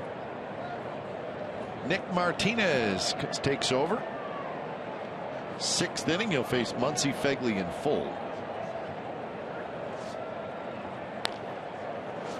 So when it's time for change, think Speedy Oil Change and Tune-Up, your oil change tune-up and repair experts. Remember, Martinez did a pretty good job in the rotation. In fact, I think you could say, Ray, the first month and a half, he was their best starter. It's especially against the A's.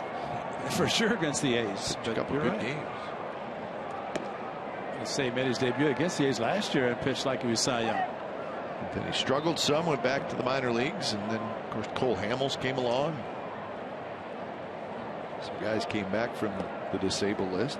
In fact, it's interesting looking at the Rangers rotation moving forward past this year. Of course, you got Darvish coming back. Darvish is signed through 2017.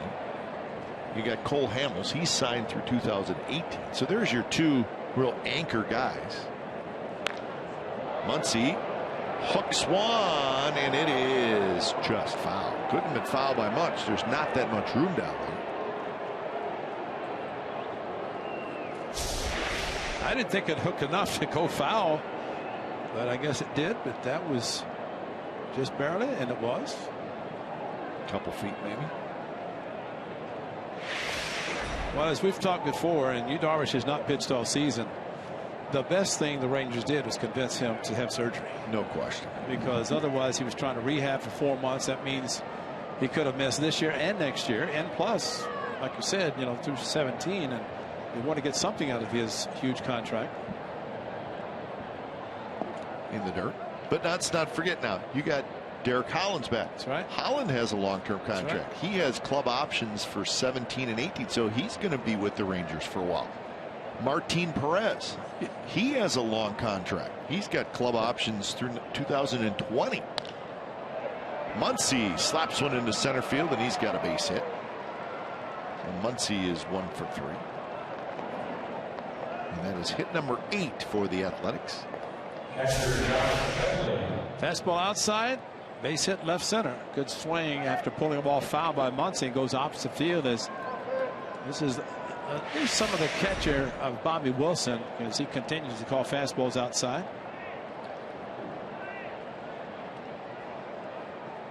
So leadoff man aboard. Here's Fegley. Fegley takes down and in. So Ray, so you really have those 4 guys that we mentioned: Darvish, Hamels, Holland, and Perez. They're all signed out for 2, 3, 4 more years. So then you start thinking about your 5th guy. Gallardo's a free agent. Lewis is a free agent. So it wouldn't surprise me if the Rangers go with a young guy. Yeah.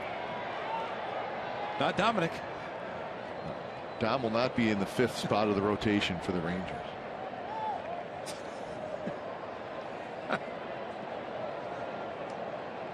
Well, Martinez may be in the mix. The young man tomorrow, Chichi Rodriguez. Yeah.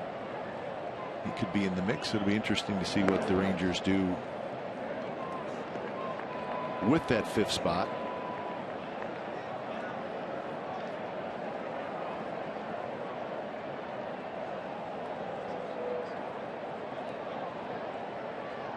Chichi Gonzalez. Yeah. So I said Chichi Rodriguez the day before he's pitching. And that one's thrown away, and it's going to allow Muncy to go to second. I was thinking Chichi Rodriguez is a great golfer. So I'm thinking. Well, we've called him that before. We called him Chichi Rodriguez. Let's make sure I don't see it tomorrow, and I said it tonight. Well, this is thrown at Muncy and into the runner. Actually, Muncy Napoli couldn't get it, so that's going to need an E1. You got me thinking about it too. Oh. Maybe I used up my 1 for tomorrow tonight. That's why. It's John Daly. That's right. John. Not a bad arm. No. Big John. He can do anything he wants to do. And he does. Where is he? Is he up here in the press box somewhere? You know, I want to meet that guy. You're talking about Cole Hamels. He was supposed to pitch tomorrow. They decided to skip him and start him on Monday against the big series against the Astros. You know what? I've never liked that. No. You know, when you start manipulating a rotation because of certain teams, you're saying to the A's, well, we can beat you with anybody. And that's not a good thing to do. And I think a lot of times, you know, David Price, that's one thing. He's went against the Yankees, predominantly a left-handed hitting ball club. There he is. Big John. Front row. He's got a good spot.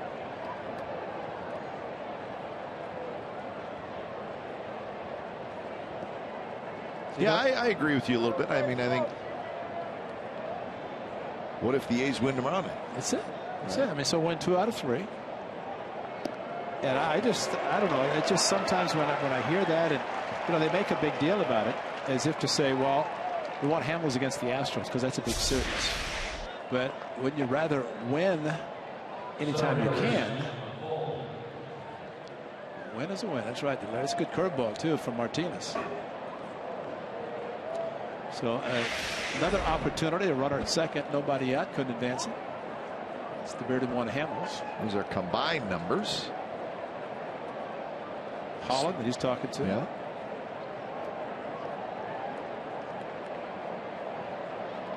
Here's Sam Full. Sam Full takes low. He's got a double, a single, and a run score. It's a good night for Sam Full.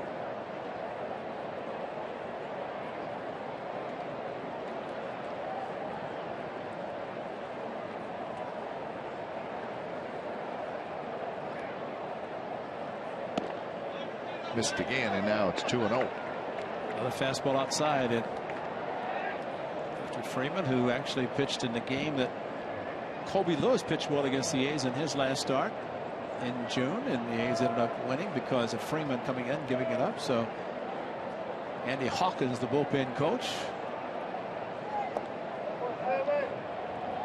Hawk had a no-hitter. He did. Abbreviated one, I guess you could say, that was disallowed because it didn't go 9. But good pitcher, and now the bullpen coach for the Rangers, Andy Hawkins. The Hawk. We'll see another Hawk in Chicago on Monday. Can't wait. Big guy. And a 4-pitch walk.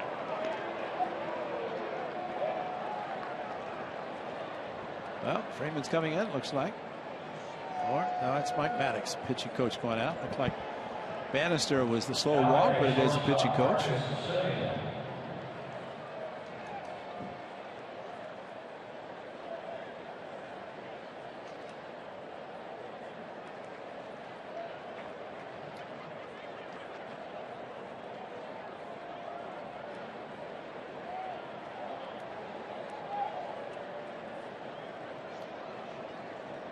Making sure everybody's on the same page.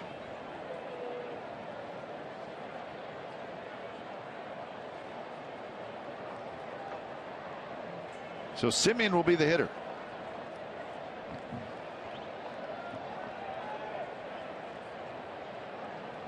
He's with 5 in the 5th and looking to add on here in the 6th.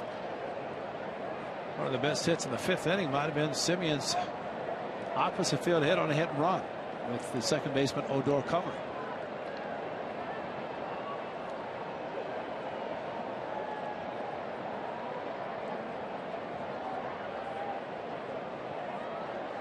First pitch is a fastball 90 miles an hour right there for strike.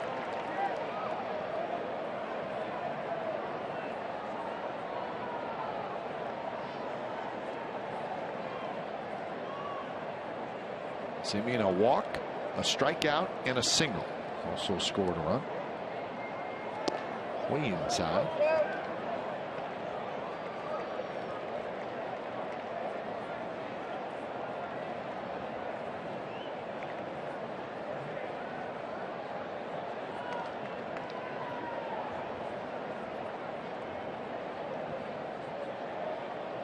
Middle infielders squeezed close to the bag, looking for a double play ball.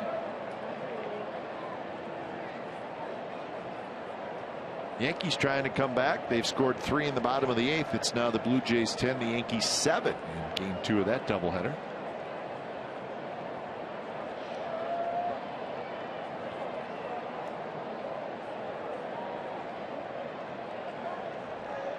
Breaking ball, and Simeon chased it, so he'll regroup. The count is 2-2. That's a long day in New York. Oh my goodness. Curveball again, one that might have been out of the strike zone. Good block by Bobby Wilson as he went down to do exactly that. One thing I did notice in the second game, there were not a lot of people there. There was not a lot of people there early in the first game. Strike 3 called. So Simeon called out on strikes. It's the second time that has happened tonight. They stayed away from him last at bat, got a base hit this time, down and in with a good fastball, and left Martinez to get strike. So looks like we're going to get a pitching change as Jeff Bannister takes the baseball from Nick Martinez. So Freeman coming in. We'll go the lefty to face Mark Canha. We'll be back.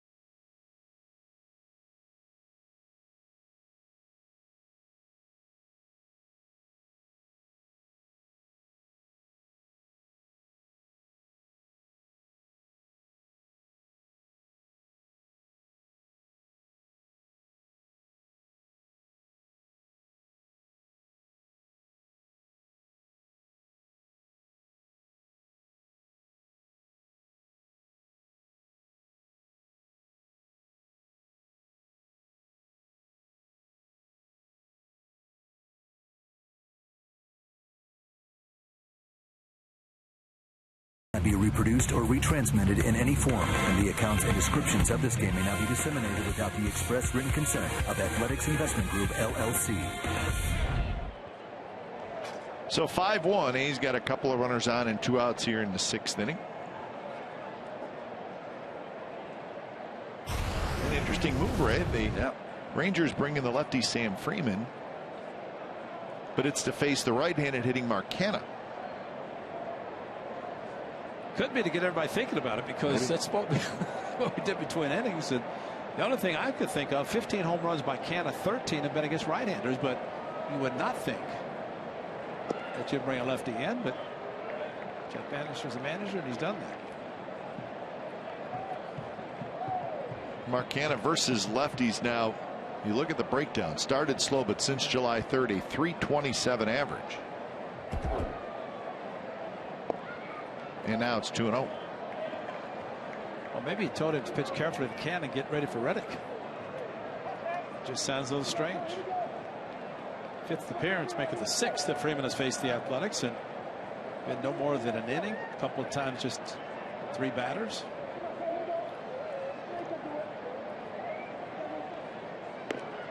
Canha takes a strike. So Canha, a strikeout in the 1st, a fly ball to center in the 3rd, and then the big 3-run homer in the 5th inning.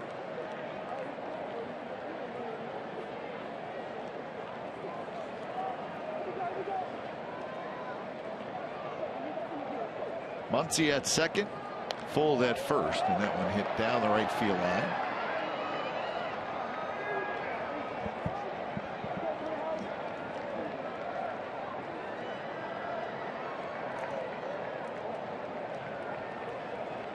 So 2-2 the count.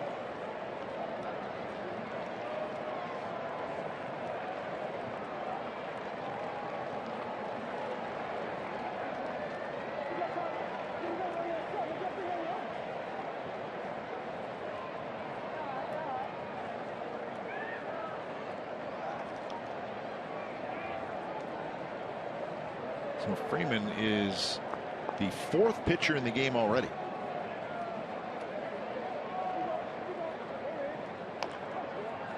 Chopped right over Ron Washington's head down the left field line.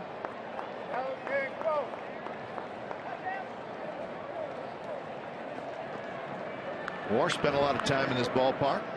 Knows it well.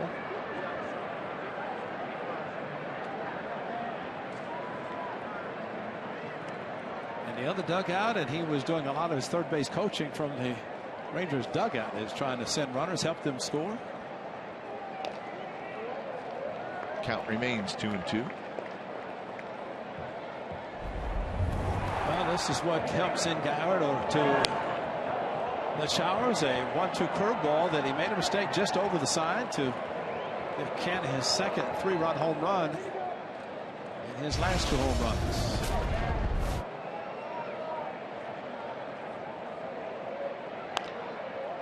Again, past Wash. Canna checks his bat to make sure it's not broke.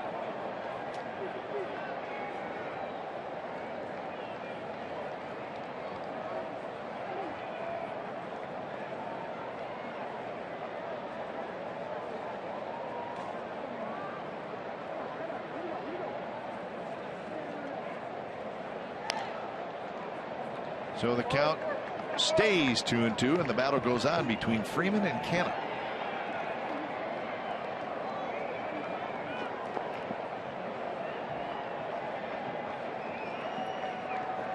A little bit of a herky-jerky delivery, and does throw a split.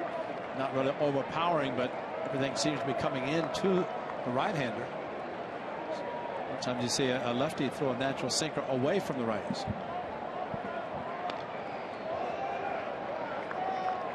94 miles an hour foul back.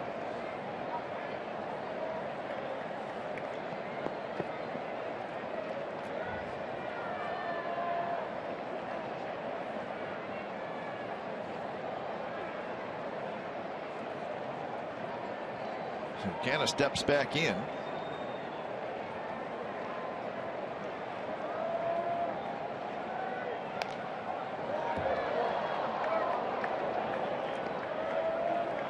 Since this is Freeman's first batter, that 10, that means he's thrown that many pitches to Kent. I think you're right. Yeah, it's a pretty good deduction. I think you're right. I'm pretty sure you're right.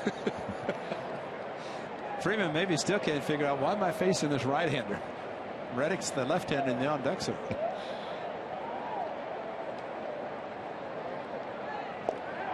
And the battle is won by Freeman as he strikes out Canna's side to tie. Hayes strand a pair.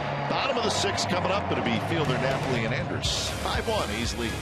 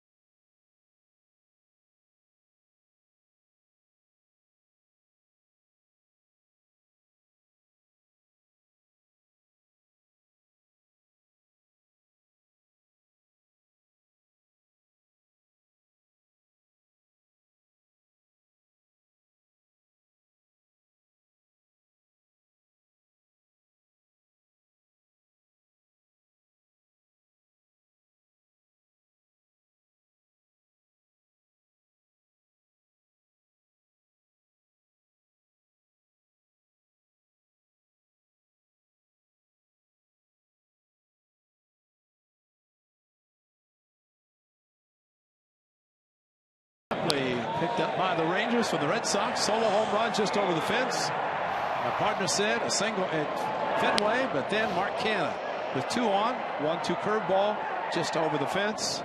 3-run shot home run, and then after a base hit, Valencia, the 3-2 slider, 2-run home run, 5-run 5th inning for the Athletics, and they lead now 5-1 in the bottom of the 6th. Find out what's possible with AT&T. Call 1-800-PICK.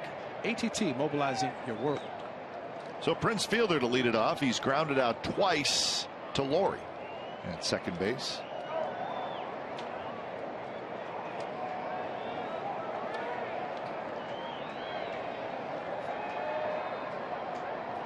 Up and away, and it's 2-0.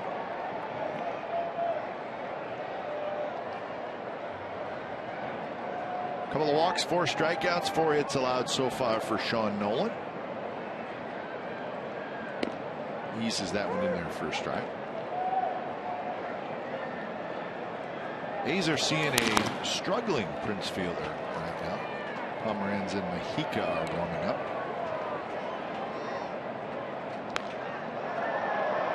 Prince Fielder, with his 0 for 2 tonight, is now 3 for his last 28.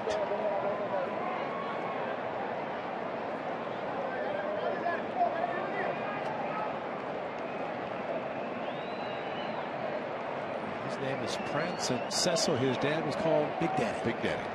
Big Daddy could hit some long home runs. You mentioned Tiger Stadium over the roofs. He got Stu. Left field walked completely out of Tiger Stadium. Stu got him most of the times, but one time Big Daddy got him. Old Tiger Stadium, that was the overhang of right field would hang over, and right field would be camping under a fly ball, and then it'd go just in the upper deck as it hung over right field. But Prince played at Comerica Park. He was taking batting practice probably with his dad. Well, wasn't the right field here designed a little bit after Tiger Stadium? The right field upper deck hanging over the lower deck, and it is hanging over us.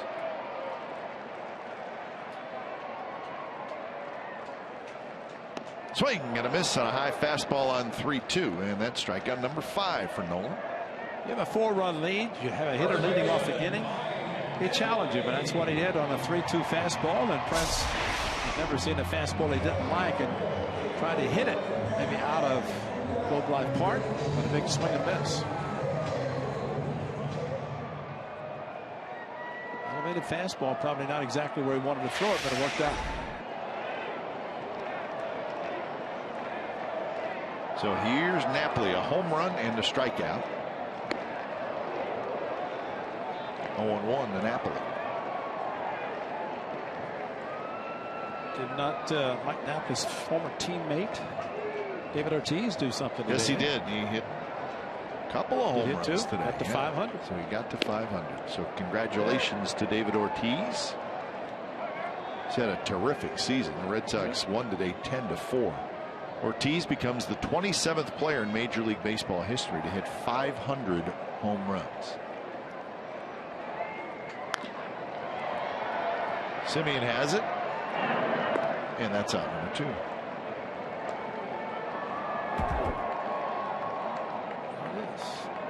So 27, and up next is Eddie Murray. And he really does not look like he's lost a whole lot of bat speed. He's got better, probably. I think he's one of those where they said he's done. Don't say that to somebody who can hit like that. So I think it's up to him now as long as he wants to play. Yeah.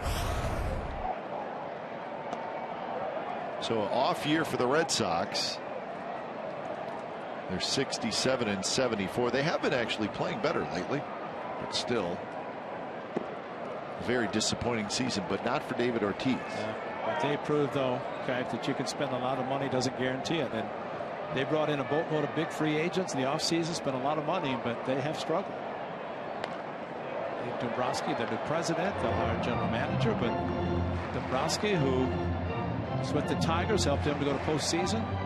Didn't win a championship, but he did in Florida with the Marlins before moving to Detroit. Yeah, quite a bit of question marks surrounding the Red Sox. Their pitching staff has not been good.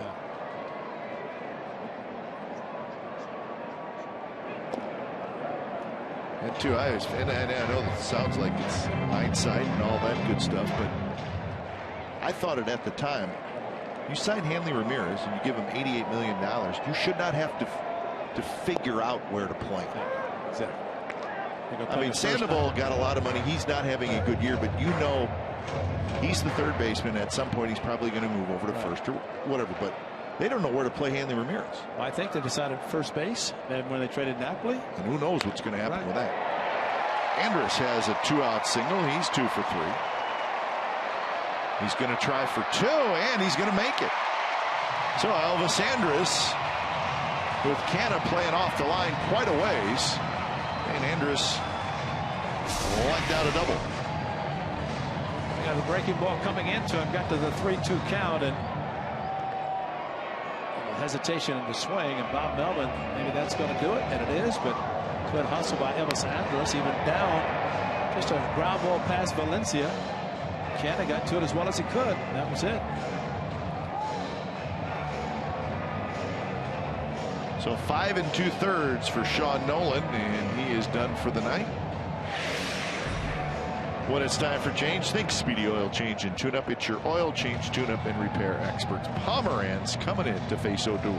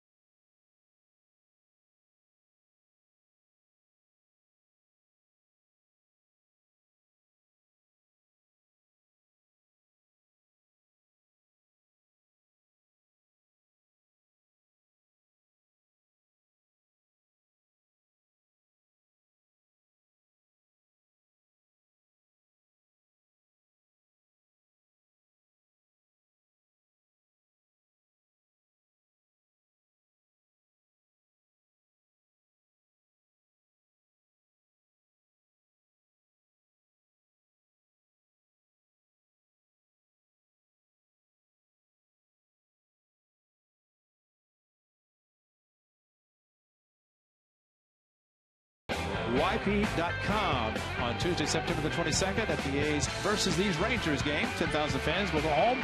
The 2015 team photo, perfect souvenir for collecting autographs from your favorite A's players. For information and tickets, head to athletics.com/tickets. And that is a thing of beauty. The team photo for 2015. Sean Nolan finished for the night. So Nolan goes 5 2/3, 5 hits, 1 run, a couple of walks, and 5 strikeouts in his second start with the Athletics. So Pomeranz is in to get Odor, lefty on lefty, with a runner at second and 2 outs. First pitch, not close, pops up in the air and then rolls away from Fegley, but Andrus stays at second base. Must have slipped or something happened with Pomeranz as soon as he delivered the pitch, and very high. Almost fell down and then looked down to see where he landed, and maybe the hole that was created, the couple of different holes, not that deep, but maybe the landing area where Pomeranz usually lands was not the same. High again, 2-0. Do you know if that happens? Smooth it out. Yeah, that's right. Do something so that you're not uncomfortable when you make the delivery.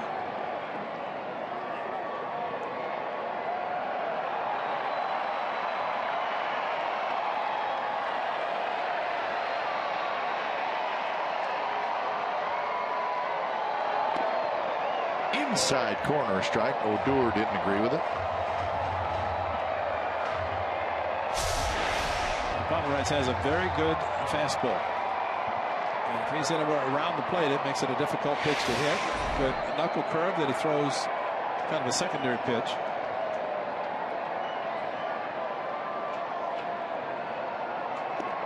And did that hit him? It did. Fastball in, got a little bit of the jersey of Odor. Well, target outside, pitch inside, and then bloused jersey. Odor didn't know.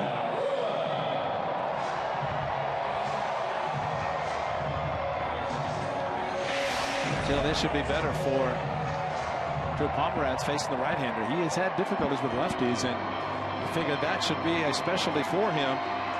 But he's fared better against right-handers when he can finish with a fastball. So here's Ryan Rua.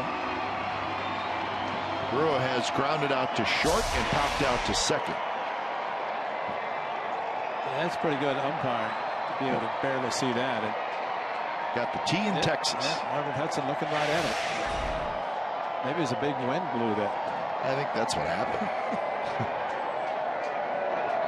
Rua takes a good pitch at the knees for a strike. 0-1.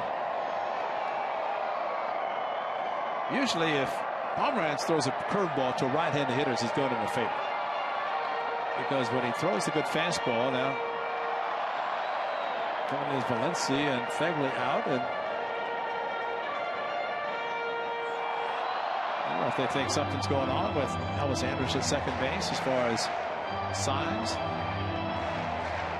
Again, it's up to the catcher to make sure what signs he has given. The runner at second base, they are difficult enough that they cannot pick up the sequence.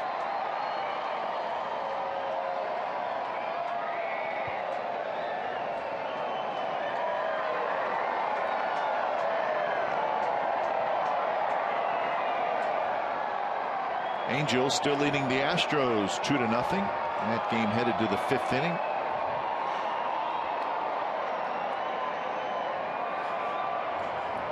Astros trying to make it, or the Angels trying to make it 2 in a row over the Astros. See the scores on that big out-of-town scoreboard out in left field.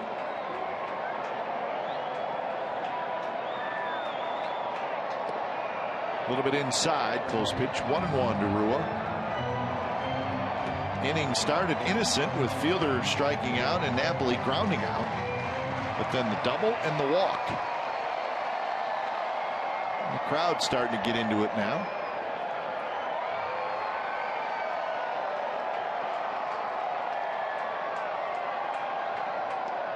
Strike, breaking ball, 1-2. One of the best curveballs we've seen, the sharp breaking curveball, not one that's left up. Pomeranz finishes on the inside part of the plate. He got one strike. The second fastball just missed. And Rua took a rip at that one.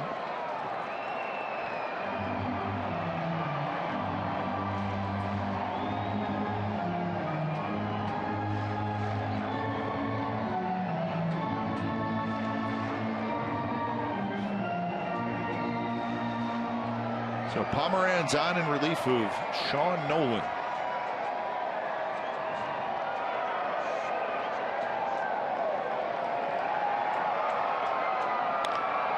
Tap toward Simeon, and Pomeranz is going to get out of the inning.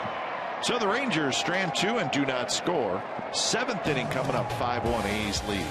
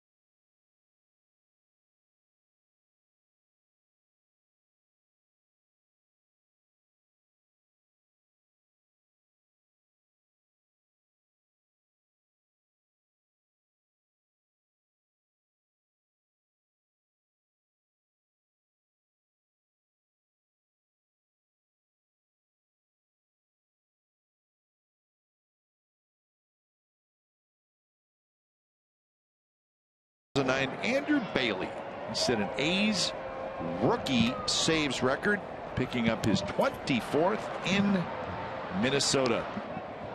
Passed up Houston Street, who had 23 in 2005. On the season in 2009, Bailey ended up with 26 saves, and he was the American League Rookie of the Year. So there's the saves for A's rookies. So Roddy had 12, but he pitched 3 innings per save. That's right. So he should really get 36. It's too bad Andrew Bailey could not beat the injury bug. I think he's back in the big leagues, but he had a chance to be really a dominant closer for a long time, but just could not stay healthy. Little fella. He's going to say, I'm going to be as big as those. That's right. Before long. He's feeling big. This is Texas. We're supposed to get big here. Yeah, Vito Bailey was good. That kid just going between the 2 letters. Freeman stays out there, and he's facing Reddick, Valencia, and Laurie. I remember about Andrew Bailey, in addition to being a great pitcher, but when he was named the American League Rookie of the Year, he flew across the country for a press conference at the Coliseum. Said it was over for back. Not just a phone interview. He flew all the way out, and it's pretty special to be able to do that, or to be willing to do that. 3-0 pitch is called, a strike to Reddick, who has singled twice, walked, and scored a run. So a good night offensively for Reddick.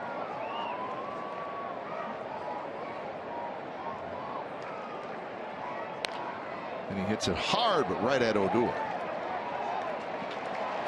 So a hard hit ball for Reddick, but nothing to show for it.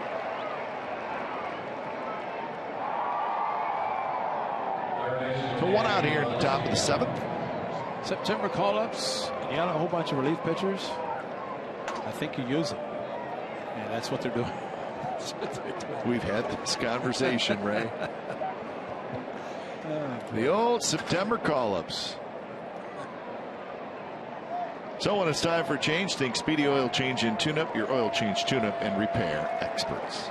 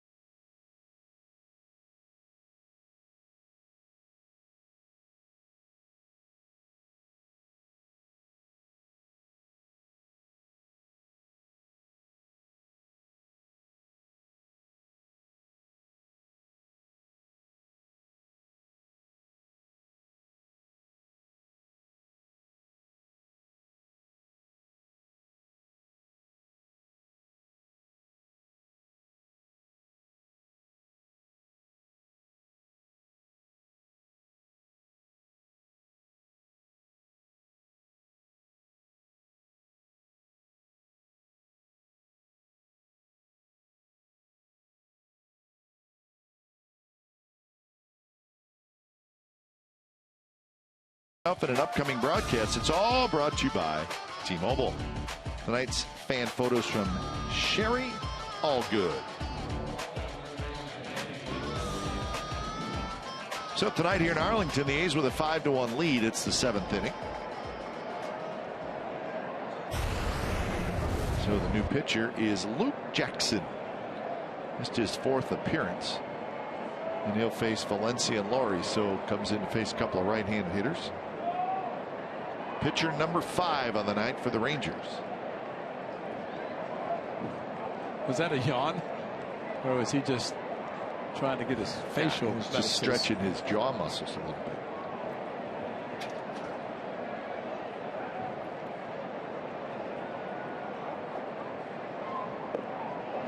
Valencia waves at a breaking ball. Well, this is where, as we know, this time of the year, Adam Roden, the A's video coordinator, Darren Bush, the A's hitting coach, and they get together with all these new pitchers and try to get as much information as possible. And you can see this young man's got a good curveball and 97-mile-an-hour fastball. That's what was passed on to Danny Valencia.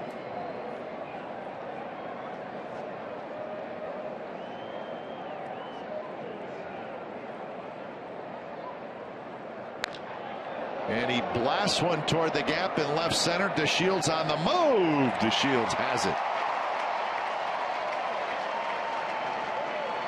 2 away here in the 7th inning.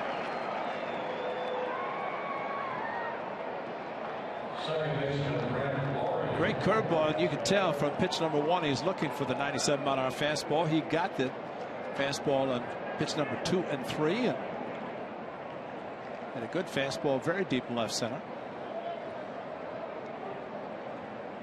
Lowry's looking for his first hit, a couple of ground outs, and then he had a line drive that Andrus made a terrific diving play to the backhand. Took a hit away from Lowry.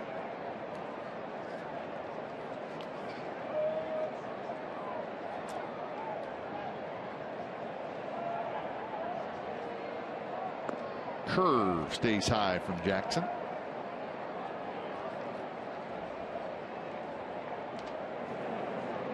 There's the A's hitting instructor, Darren Bush.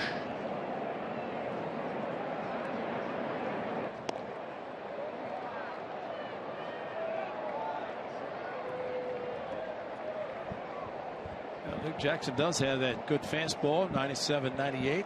Curveball, slider, changeup, long hair. Got the whole package. And there's a shot toward right and a hit. It bounces right in front of Chu. I think what Brett Lowry just did on the 2-0 fastball and Danny Valencia on the 0-2 fastball shows that you can throw the ball hard, but if you can't locate it and maybe just a little movement. See what Gallardo did with his movement and his little cutter, slider. But you throw a good fastball, no matter the velocity, hitters will be able to catch up. And Valencia almost hit one to the wall, and Brett Lowry got a single to right field. Inside to Butler, who's 0 for 3. He's grounded out to third twice and then lined out to right. Billy Butler had that 10-game hitting streak, but that was snapped last night. But he's been swinging the bat well lately.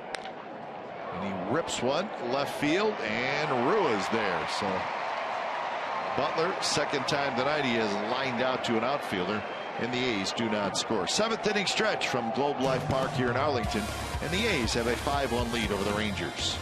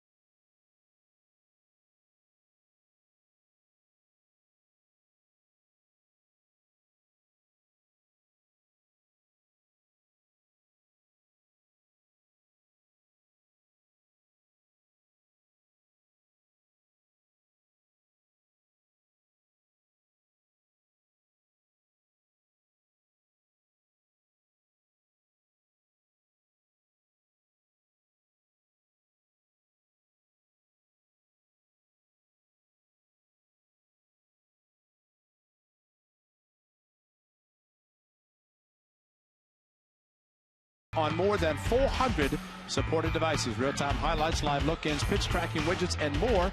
Visit MLB.tv today. So bottom of the 7th inning, and it's the A's with a 5-1 lead. They scored all 5 of their runs in the 5th, and all 5 runs coming on home runs. Canna with a 3-run shot, Valencia with a 2-run shot. So a nice crowd tonight here in Arlington. Rangers averaging a little over 30,000 a game. What is that? It's Chick-fil-A, man.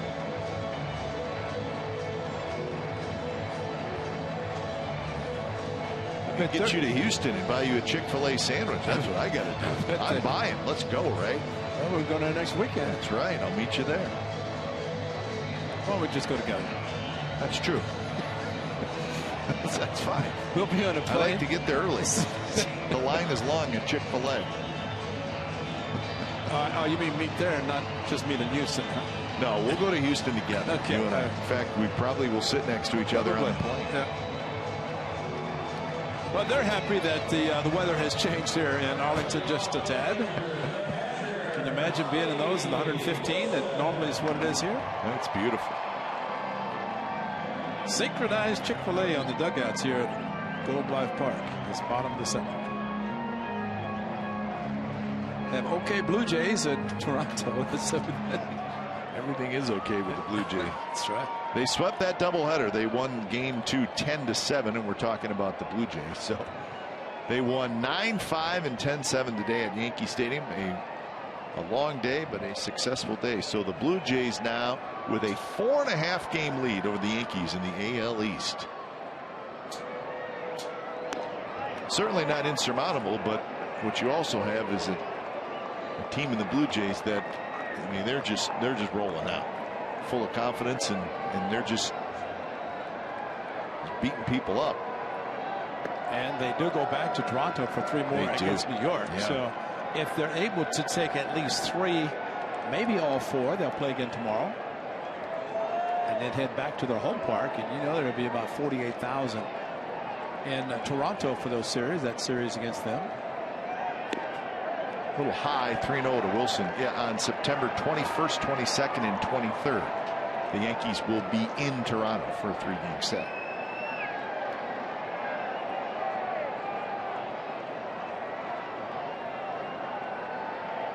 In there first strike.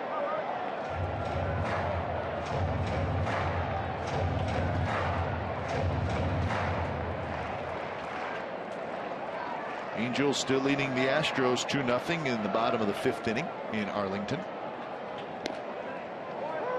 3-2 now to Bobby Wilson, leading off the bottom of the 7th inning. If Rare back and throw the same fastball that he just threw on 3-0, 3-1 as DeShields waits.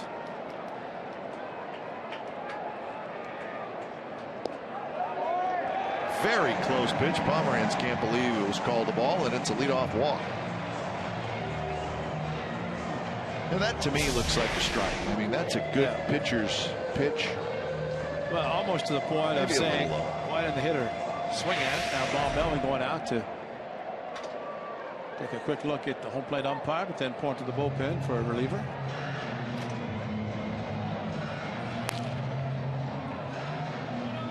So Pomeranz is done, and Ryan Dole's coming in, and he's going to face the top of the order. So 5-1, Pomeranz out.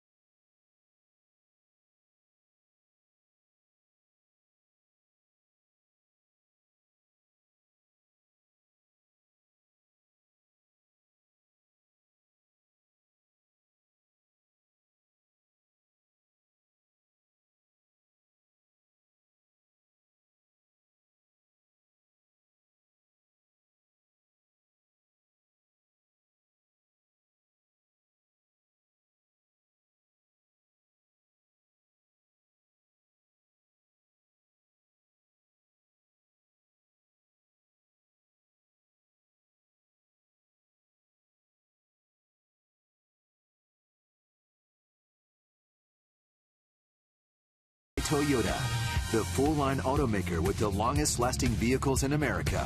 Toyota, let's go places. By Xfinity, home of the most live sports. And by Black Bear Diner, feed your inner bear.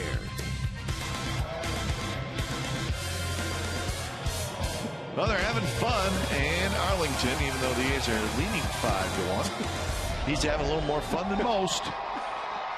Just say, please show me on Diamond Vision. The rally dance. And here's Ryan Dull with the leadoff man at first. That's Wilson. So good challenge here for Dull. He's going to face the top of the order.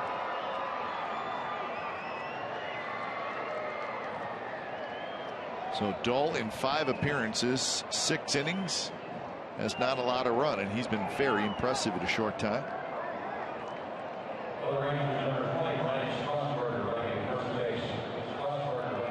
Spent time in AA and AAA and was terrific in both stops this year.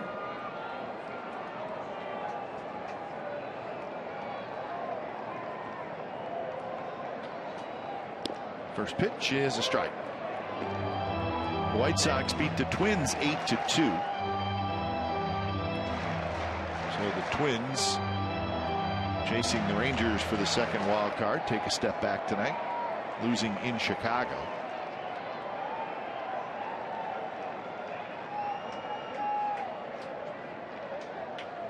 Swing and a miss by DeShields.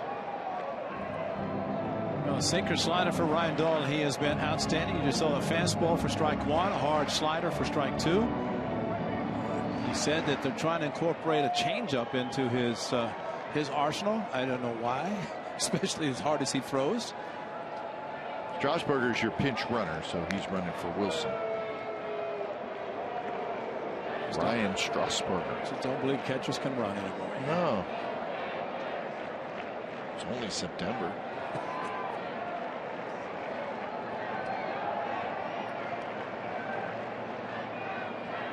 2 pitch, strike 3 called, got him looking. 1 away here in the 7th. DeShields is 0 for 3. Fastball, slider, fastball, paint inside, and right on the inside corner. And for DeShields, he may be upset, but you better look at Marvin Hudson. He's been pretty consistent on the inside part of the plate. And Ryan Dull was telling me that he joined the ball club, and remember, he was a 32nd round draft choice, something like 970 players drafted in front of him. The A's got him, and he's just done everything. And he said his mom and dad, Karen and Frankie Dull, came from North Carolina to spend a week while he was with the A's, and talk about a thrill, especially to see their son, who was really not even on any radar, no spring training, not even in the media guide except in the back.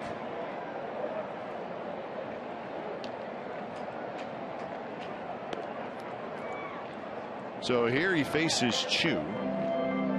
He's got a good part of the lineup here. You're right.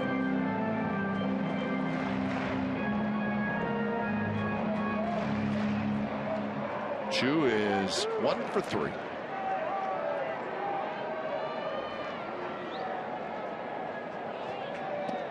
A little bit outside, 2-0. A little bit of a slide step from Dull there. He should not be worried about the runner at first base. Just concentrate on this part of the batting order. Chu is always a threat, and Beltre behind him and fielder. So a very, very crucial part of this lineup. Missed again, so trying to keep it away from Chu, and it's 3-0.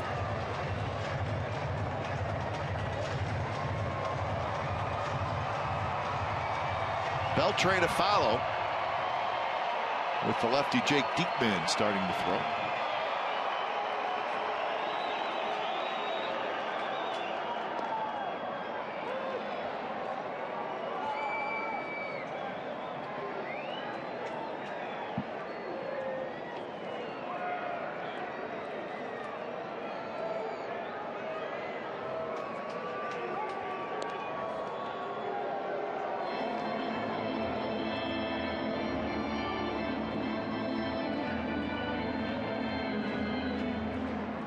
Pomeranz went just a third of an inning. He faced 3 hitters.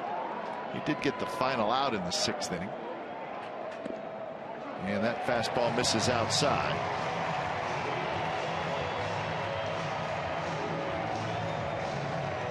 So that's 4 walks by A's pitchers tonight.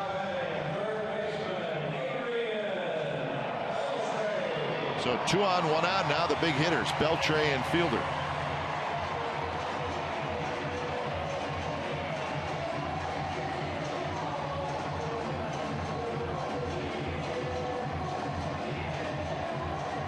Beltre a single, a strikeout, and then a fly ball to center field.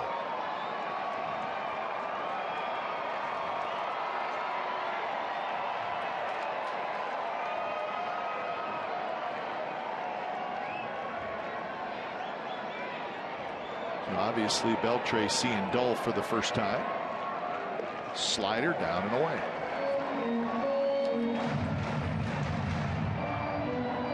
Struggles for Beltre in these spots. Usually he's very good with runners in scoring position, but just 218 this year.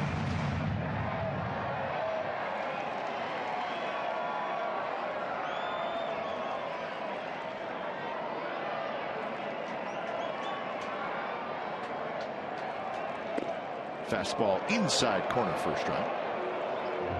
It's amazing. Sometimes he will miss location. And Fernando Abad, whose picture was on that diamond vision, they quickly took it down when Bell came in. But outside target, pitch inside. Nice frame job by Josh Phegley, and that was a strike. And Marvin Hudson recognized that, even though it's inside, away from the target given by Phegley. And Beltre chases a breaking ball down and away. So Dole gets ahead 1-2. A slider there, it looked like a good pitch, and then away from the power hitter. Amazing hitters like that. They swing a looking fastball and they commit to the fastball, and then the slider's way out of the strike zone. High fastball, and Beltre chased it, fouls it back to the screen. That meant he's looking fastball. Yeah, that's right. He saw a fastball and said, I'm going to swing at it wherever it is. And it was head high.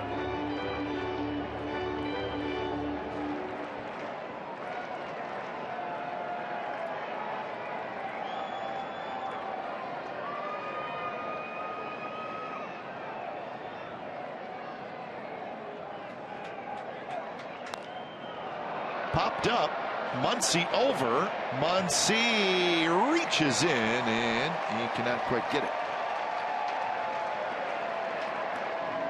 I think the Coliseum foul territory doesn't help pitchers, and in this case gives the hitter at least another pitch.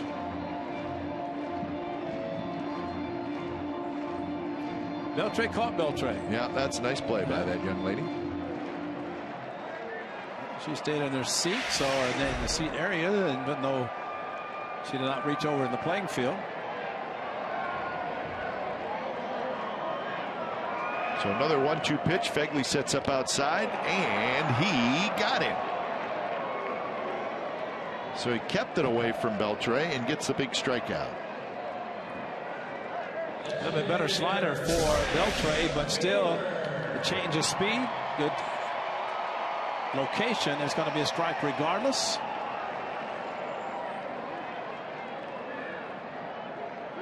Nasty pitch. There's a big hitter in Beltre and a swing and miss on the slider. So another one in Fielder.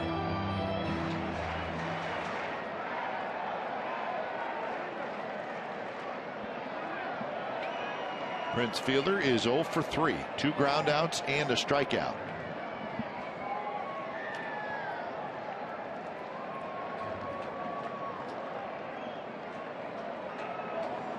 First pitch a bit low. One thing I noticed, the pitches to Chu that missed outside. And if you're trying to stay away from right field and you try to go outside, it's a very critical area. Very tough place to throw a strike, especially right-handed to a left-hander. You don't want to make a mistake inside. He also has power to the opposite field, does Prince Fielder. Off the plate, 1-0, make it 2-0.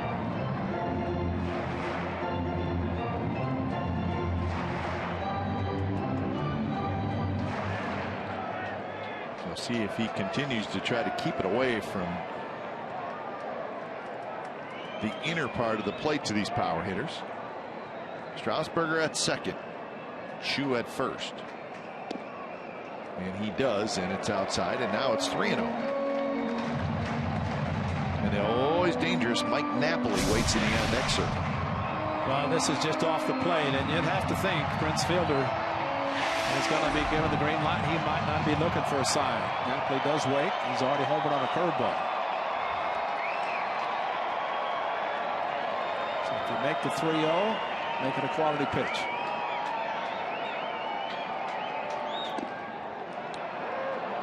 So 3-1 to Prince Fielder.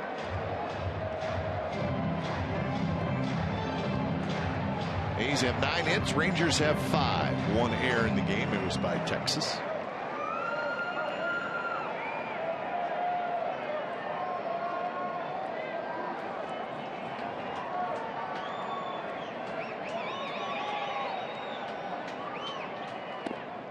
Strike with a little slider, backdoor slider. That's a good pitch. It's an unhittable pitch if you think about it. Going backdoor with a slider, catching the outside corner, and Prince looking fastball all the way, didn't get it. He's got him at least thinking about either the slider or the fastball. Fagley did not look at the skipper. Runners go. Got him swinging. So Dahl strikes out 3, walks 1 in the 7th inning. So the young man, wow, continues to impress. 8th inning coming up. 5-1 A's lead.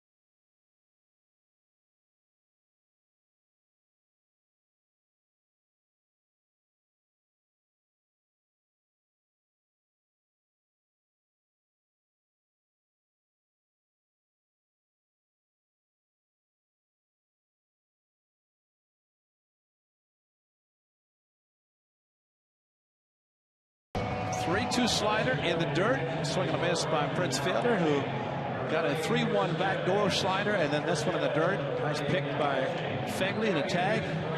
Ryan Dahl strikes out 3. He does walk his first bat of the season. But how about a 10-to-1 strikeout to walk ratio? 10 strikeouts, 1 walk. Kind of looking at his minor league numbers. Like 188 strikeouts, 33 walks. I mean, he is unbelievably around the plate, as he showed there. And this is Chris Sale coming in to pitch for him. That's the truth. Jake Diekman came over with Cole Hamels in the trade from the Phillies. Been a hard thrower. He's tough at bat. Yeah, he'll get upwards of mid to upper 90s with his fastball. Slider to changeup, so 3 pitches, but gas. And he's facing the pinch hitter Gentry. New catcher for the Rangers. It's Chris Jimenez.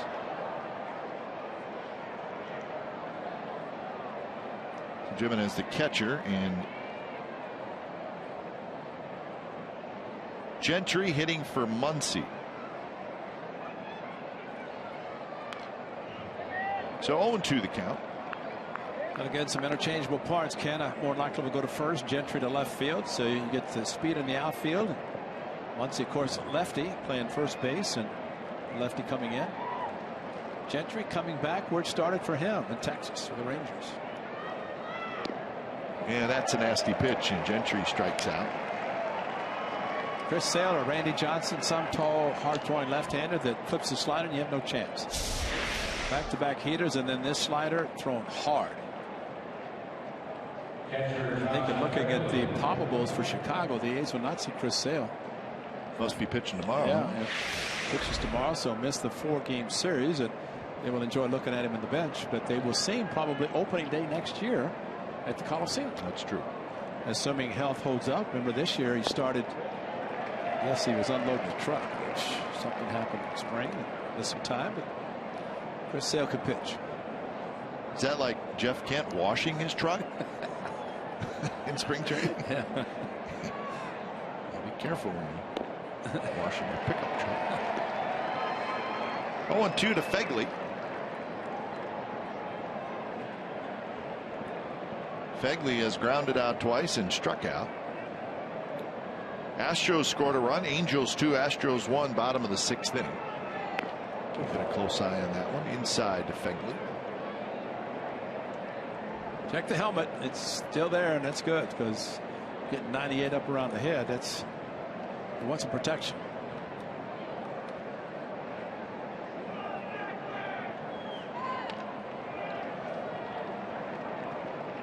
You don't normally see lefties throwing as hard as Diekman does. No, and he's a little funky, and he's 3/4 delivery. Not surprising that Muncy, the lefty, didn't face him. It was Gentry who started, but still the hard slider down and in was unhittable.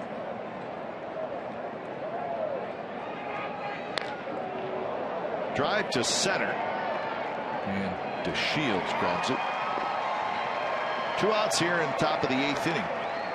Ray, you mentioned how the Cardinals lost both games of that doubleheader, and the Cardinals have just been what you seem anyways, and we don't follow the National League quite as close as the American League, but it seems like they're just running away with everything.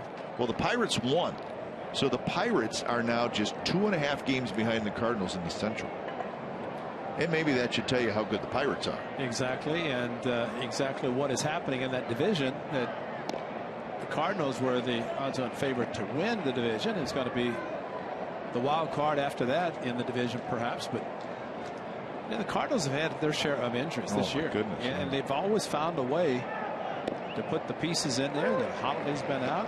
Wainwright's been out all season with Achilles.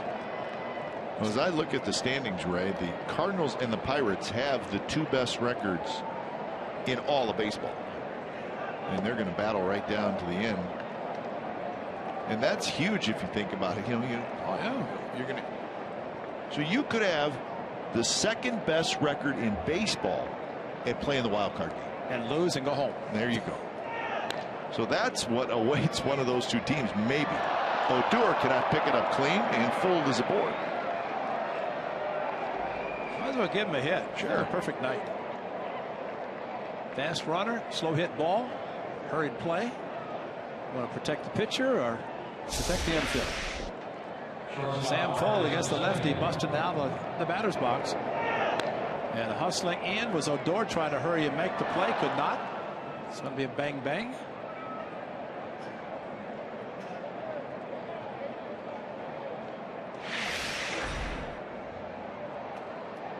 So give Sam Fold 2 singles, a double, and a walk. So a terrific night for Sam Fold.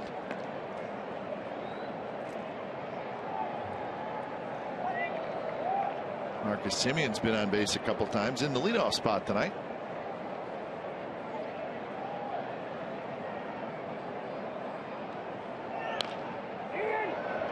High pop-up, shallow center.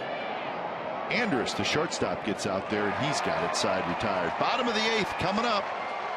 Rangers coming to bat, and the A's leading 5-1.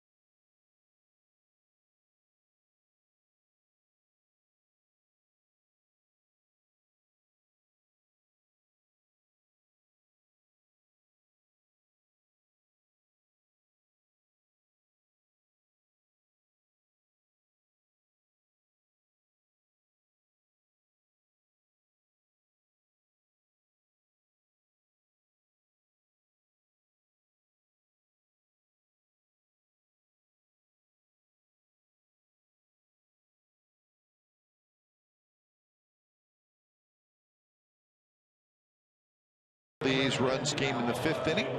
5-10-0 for the Athletics, 1-5-1 for the Rangers. Sean Nolan pitched well into the 6th inning. The home runs for the A's: Canna, a 3-run shot; Valencia, a 2-run shot. Giovanni Gallardo not sharp in this game. He was knocked out in that 5th inning, and the Rangers' only run is a home run by Napoli. Gentry now in left field, and Canna gets the first baseman's mitt. And Ryan Dole stays out there, so he's going to face Napoli, Andrus, and Odor. Bottom of the 8th. And better to face Napoli leading off the inning instead of bases loaded, which is No question. Prince Fielder had been a little bit more patient on the 3-2 slide in the dirt. It would have been bases loaded. Good slider there, and it's 0-2. Napoli arguing with Marvin Hudson, but that looks like a pretty good pitch. That's a slider. They buckled his knees a little bit, and they thought it was low, but I didn't think so.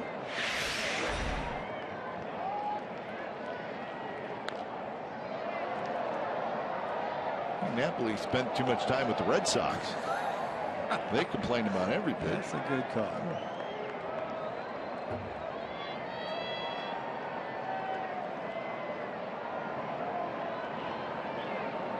Napoli homer, strikeout, ground out so far. He just changed Phillips to an E4. I just heard the in-house.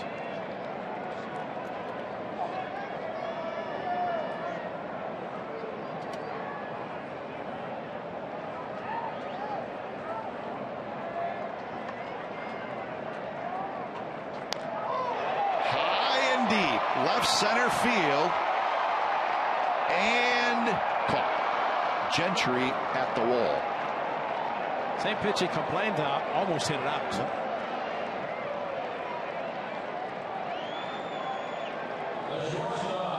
So a long out. Dole will take it.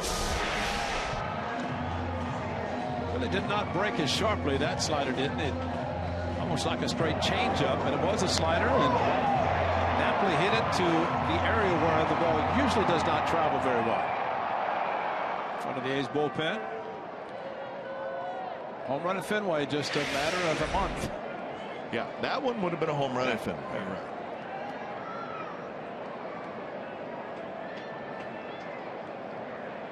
This pitch to Andrus is drilled toward left center, and that's going to get down, and that's going to roll all the way to the wall. So a big night for Elvis Andrus. He's got 3 doubles.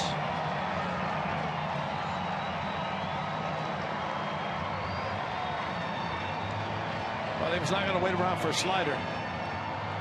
First time he's had a 3-double game in his career. So Andrus, after going 0 for 4 last night, 3 for 4 tonight.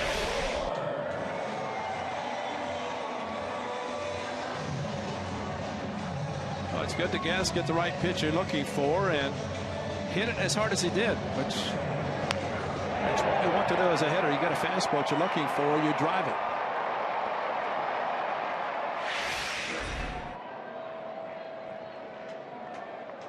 So with 1 out, Odor steps in.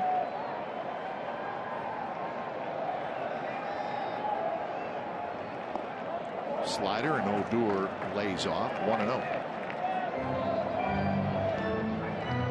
So Fold's ball has been changed to an air. So the A's 9 hits, and the Rangers now with 2 errors.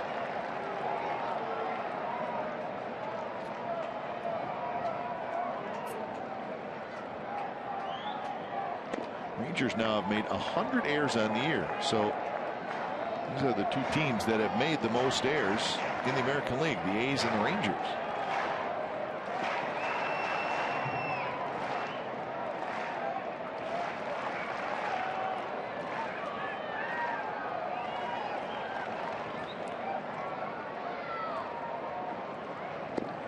Pitch is in there with a fastball at 90 miles an hour.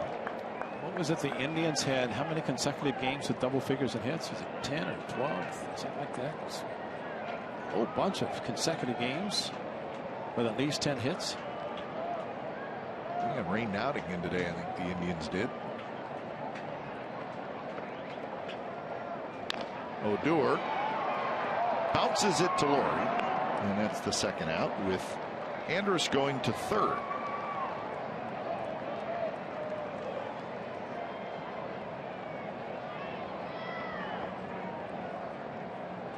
Astros have tied the Angels in the top of the 7th inning. It's now a 2-2 meeting. Abad and Rodriguez warming up for the 8th.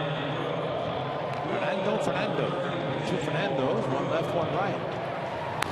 Won't throw hard.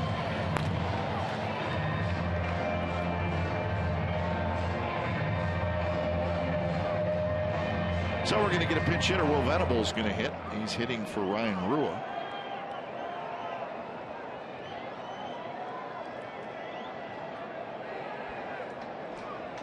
Rua went 0 for 3 while he was in there.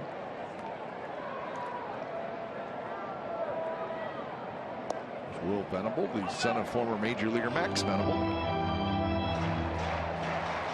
None of the Shields. That's right. With leadoff center fielder, father son.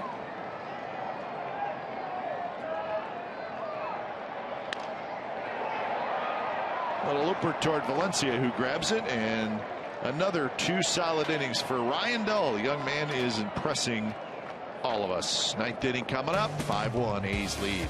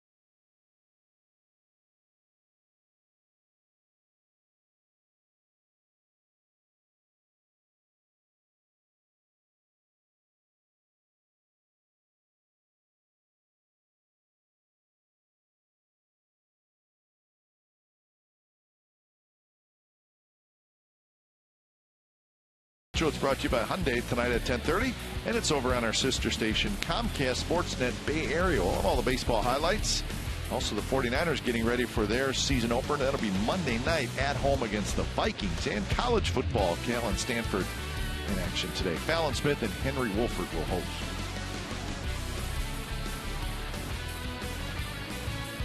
"5-1, the A's lead the Rangers. It is the 9th inning from Globe Life Park. And the new pitcher is Sam Dyson. 7th pitcher of the night for the Rangers. I guess if you got him, use him. That's what's happening tonight. Yes, indeed. One thing about the Rangers relievers, they can come in and throw hard. Minimal stays in left field for a while as he pinched hit. But Dyson, like Diekman and Jackson, these guys can come in and throw mid-upper 90s with the fastball.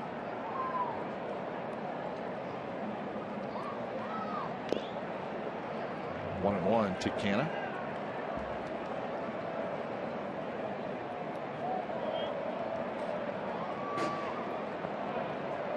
The big 3-run homer for Canna in the 5th.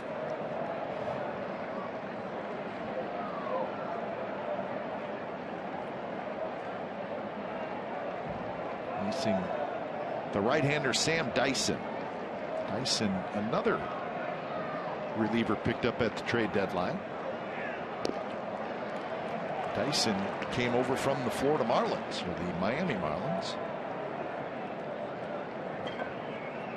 And he's done a good job.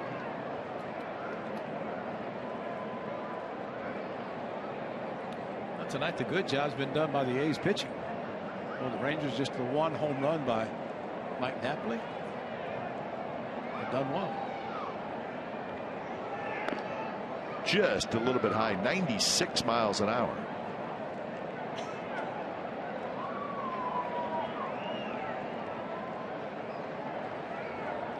He throws a changeup at the Felix Hernandez velocity about 91. So he's got a good arm.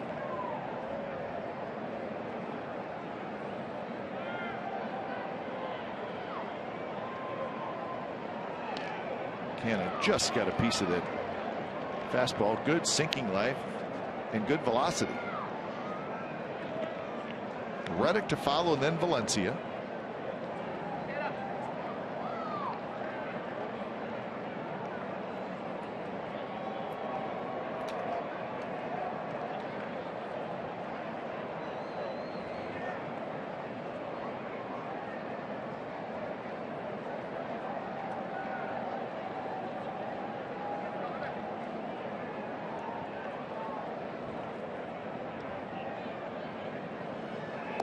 And he got him swinging. Kept it away from Canna. So Canna strikes out for the third time, but he's got the big home run. Make sure you join us tomorrow. These will wrap up this 3-game set here in Arlington. It'll be Felix Dubron against Chichi Gonzalez. Dubron, Gonzalez is your matchup. Our coverage begins at 11:30 a.m. with A's pregame live. Complete A's coverage every night on Sportsnet Central and CSNCalifornia.com. The home of A's baseball is CSN. First pitch to Reddick in the dirt.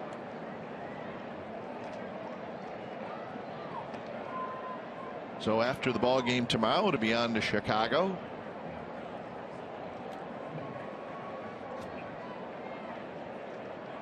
Sonny Gray is going to pitch on Monday night at U.S. Cellular Field.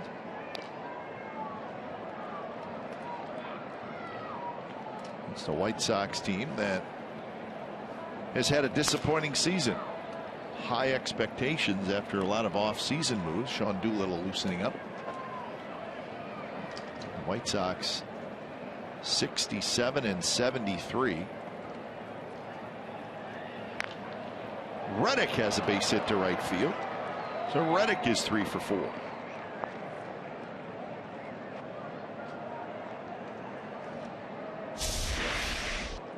Good sinker from this right-hander. This one stayed up a little bit, and not the normal sinker that we've been seeing from this right-hander. Dyson throws hard and a nasty sinker, but stays up, becomes a pretty hittable pitch, as Reddick just proved. So with one out, here's Valencia.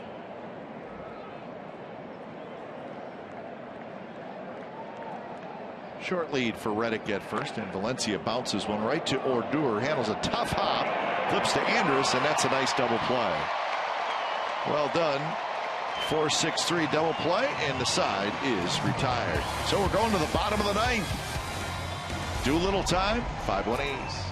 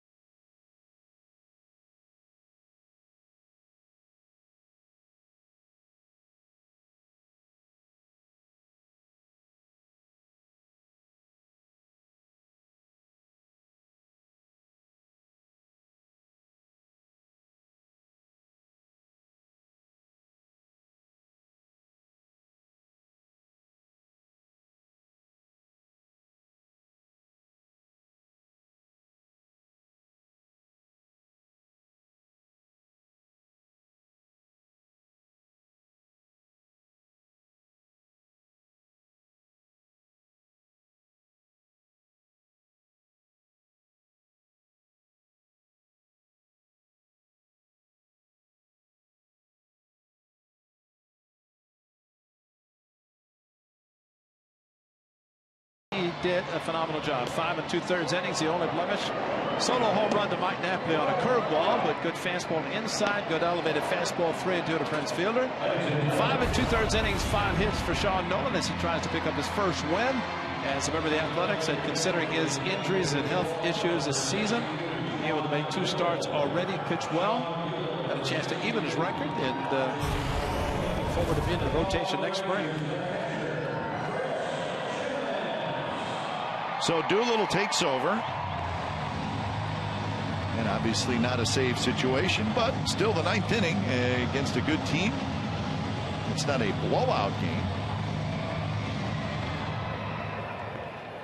You know who appreciates something like this that Bob Melvin is doing? And granted, Bob wants to win every game. But you look at teams like the Houston Astros. Sure.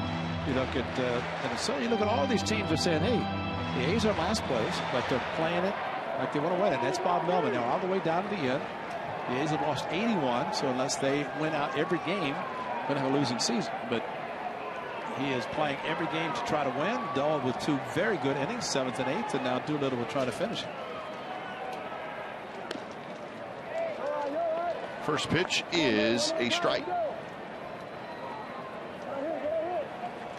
Jimenez, the catcher.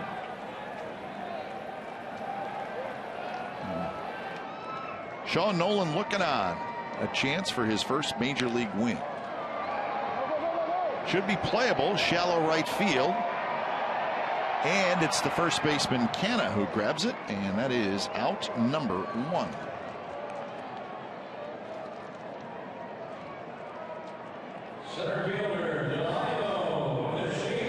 So now to the top of the order, and Delino to Shields.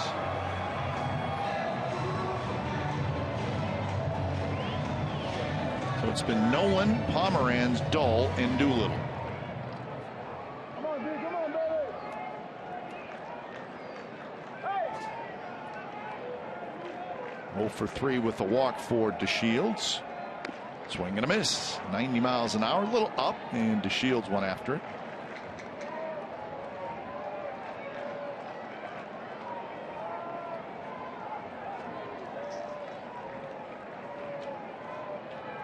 Chu to follow here in the 9th inning. Good pitch right on the outside corner, 0-2. Think of Sean Doolittle. That's 4 pitches in this inning, 4 strikes. His last appearance Monday, 5 pitches, 5 strikes. Yep. Pop up, strikeout. Another fastball up, and that's kind of where Doolittle likes it. That's where he is at his best. Just elevated fastball a little bit.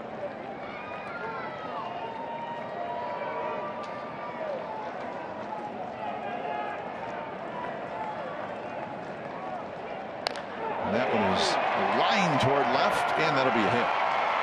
Bounces in front of Gentry. So a 1-out single for DeShields.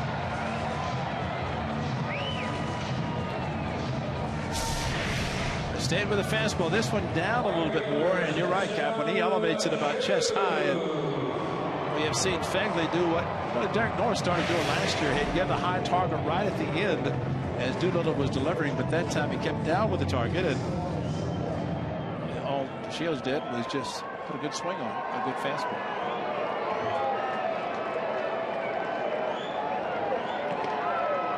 Chu steps in, 1 for 3, double and a walk. Fastball for a strike.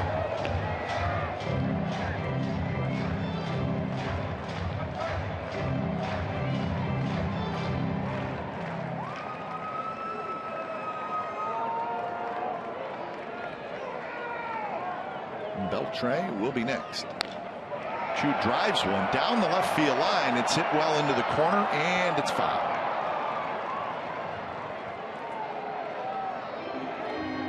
Breaking ball theory. Breaking ball. Let's go with Sean Doolittle. Everybody knows his slider and his changeup, second and third pitches, his fastball, which is good. But staying on the pitch was Chu, and unfortunately sliced it foul. Probably should look fastball with. See, that's a pretty good idea. Unless he backs it up with a hard slider. Fastball in. So 1-2 the count.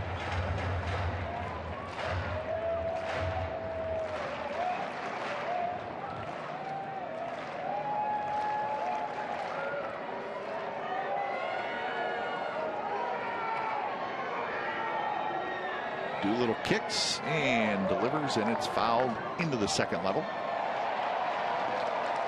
91 to 93 with his fastball tonight.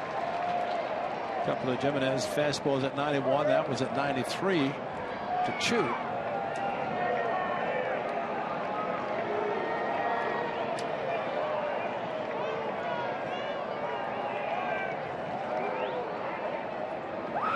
One-two pitch is hit in the air to left.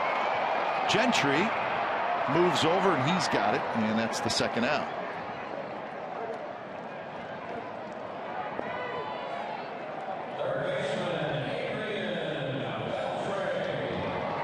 I think to your point, this is not a safe situation, but for Sean Doolittle, every outing that he is on the mound and what he's doing tonight should not really prevent him from pitching tomorrow if indeed he's needing to try to save a game. But for him, this whole month of September just to prove to stay healthy and throw the good fastball, get back in that mode of finishing a game,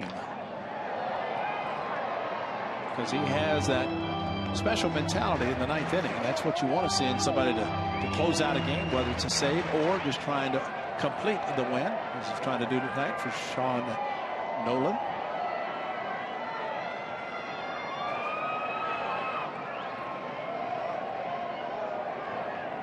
Beltre fouls it back, and Doolittle pumping strikes in there, jumps ahead 0-2.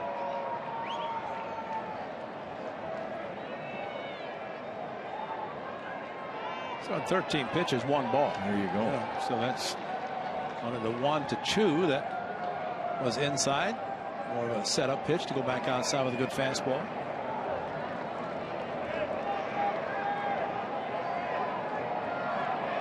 Oh, 2 pitch, here it is, and it's lined right field corner, fair. DeShields is going to head to third. He'll stop there as Reddick got it in quickly. So second and third, 2 outs. Beltre keeps the game alive with a double. Head high fastball. Amazing what he's able to do with a good fastball. Out of the strike zone clearly, but he knew it was coming. I had a pretty good idea it was coming and let it go.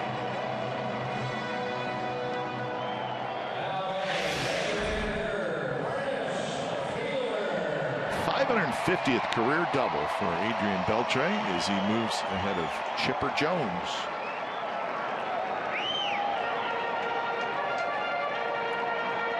Well, you got to get Prince Fielder here. If you don't, you're going to face Mike Napoli, and Napoli will be the tying run. So never easy here at this ballpark.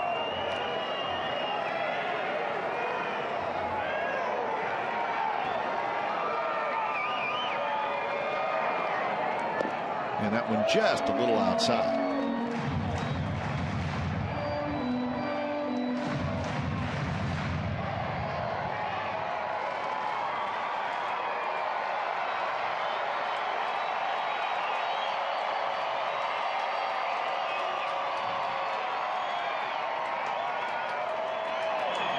Low 2-0. Prince Fielder tonight has grounded out twice and struck out twice. 0 for 4, and he's really struggling. 1 for 8 in the series.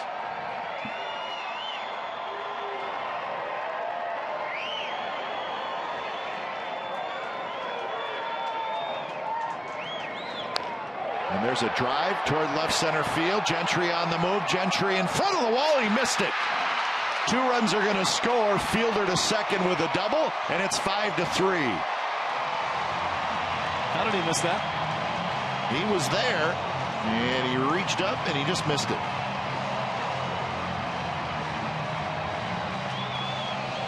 Ball was slicing back and hit it hard. Did Fielder, but Gentry, very good outfielder, he got there and I thought it was going to be easily in his glove, and he just missed it. Wow. So Alberto is the pinch runner.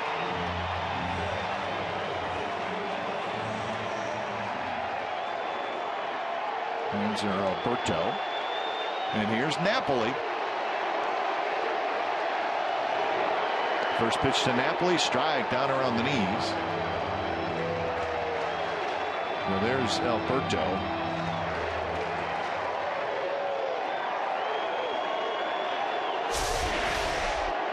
Right field, right there, he's got it. Put the glove up and right off his glove. And another strike, and it's 0-2. So Napoli's got 2 fastballs and has not been able to pull the trigger.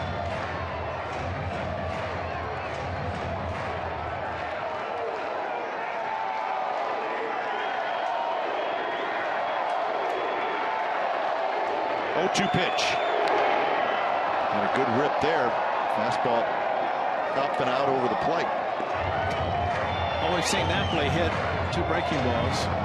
One over the fence. The other were at the warning track. Both of them were down low. He was a low ball hitter. And if Sean Doolittle could elevate his fastball, get it about chest high, just try to throw a couple there and take your chances in that area. So he's going to go up now.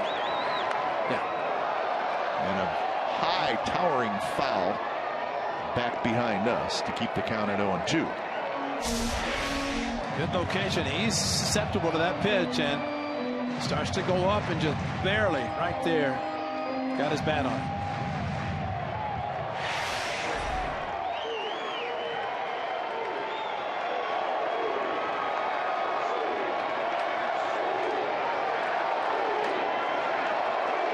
Oh, 2 pitch, got him swinging with a high hard one, and that's the ball game.